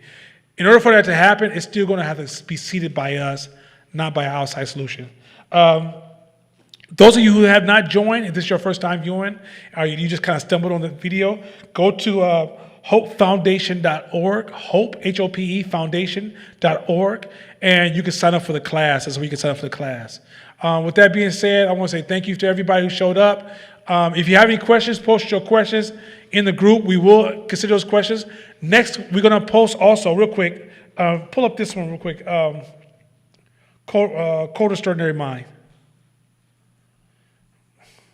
We're going to come back and use some of these. So Code Extraordinary Mind is a book. If you want to purchase your book, that it won't hit February running hard. I will start reading the last week of January, start reading this book. It's called The Code of Extraordinary Mind by Vishen Lakhiani. And this book is going to deal with your belief system, how you process beliefs. In addition to that, I'm going to post a podcast this week. It's going to go out through email. We'll try to post it as well publicly. If you don't join, you might not get this homework assignment. But when you go through the homework assignment, it's going to almost tell you why we created Hope. It's going to say the same thing, but from a different perspective. But not from us. It's somebody else talking about this person who trains professional athletes, talking about some of the challenges training the top performing athletes in the world and what he learned in helping people achieve success. You're going to see why Hope is different. And with that being said, look, y'all have a good night. Be safe. Love yourself.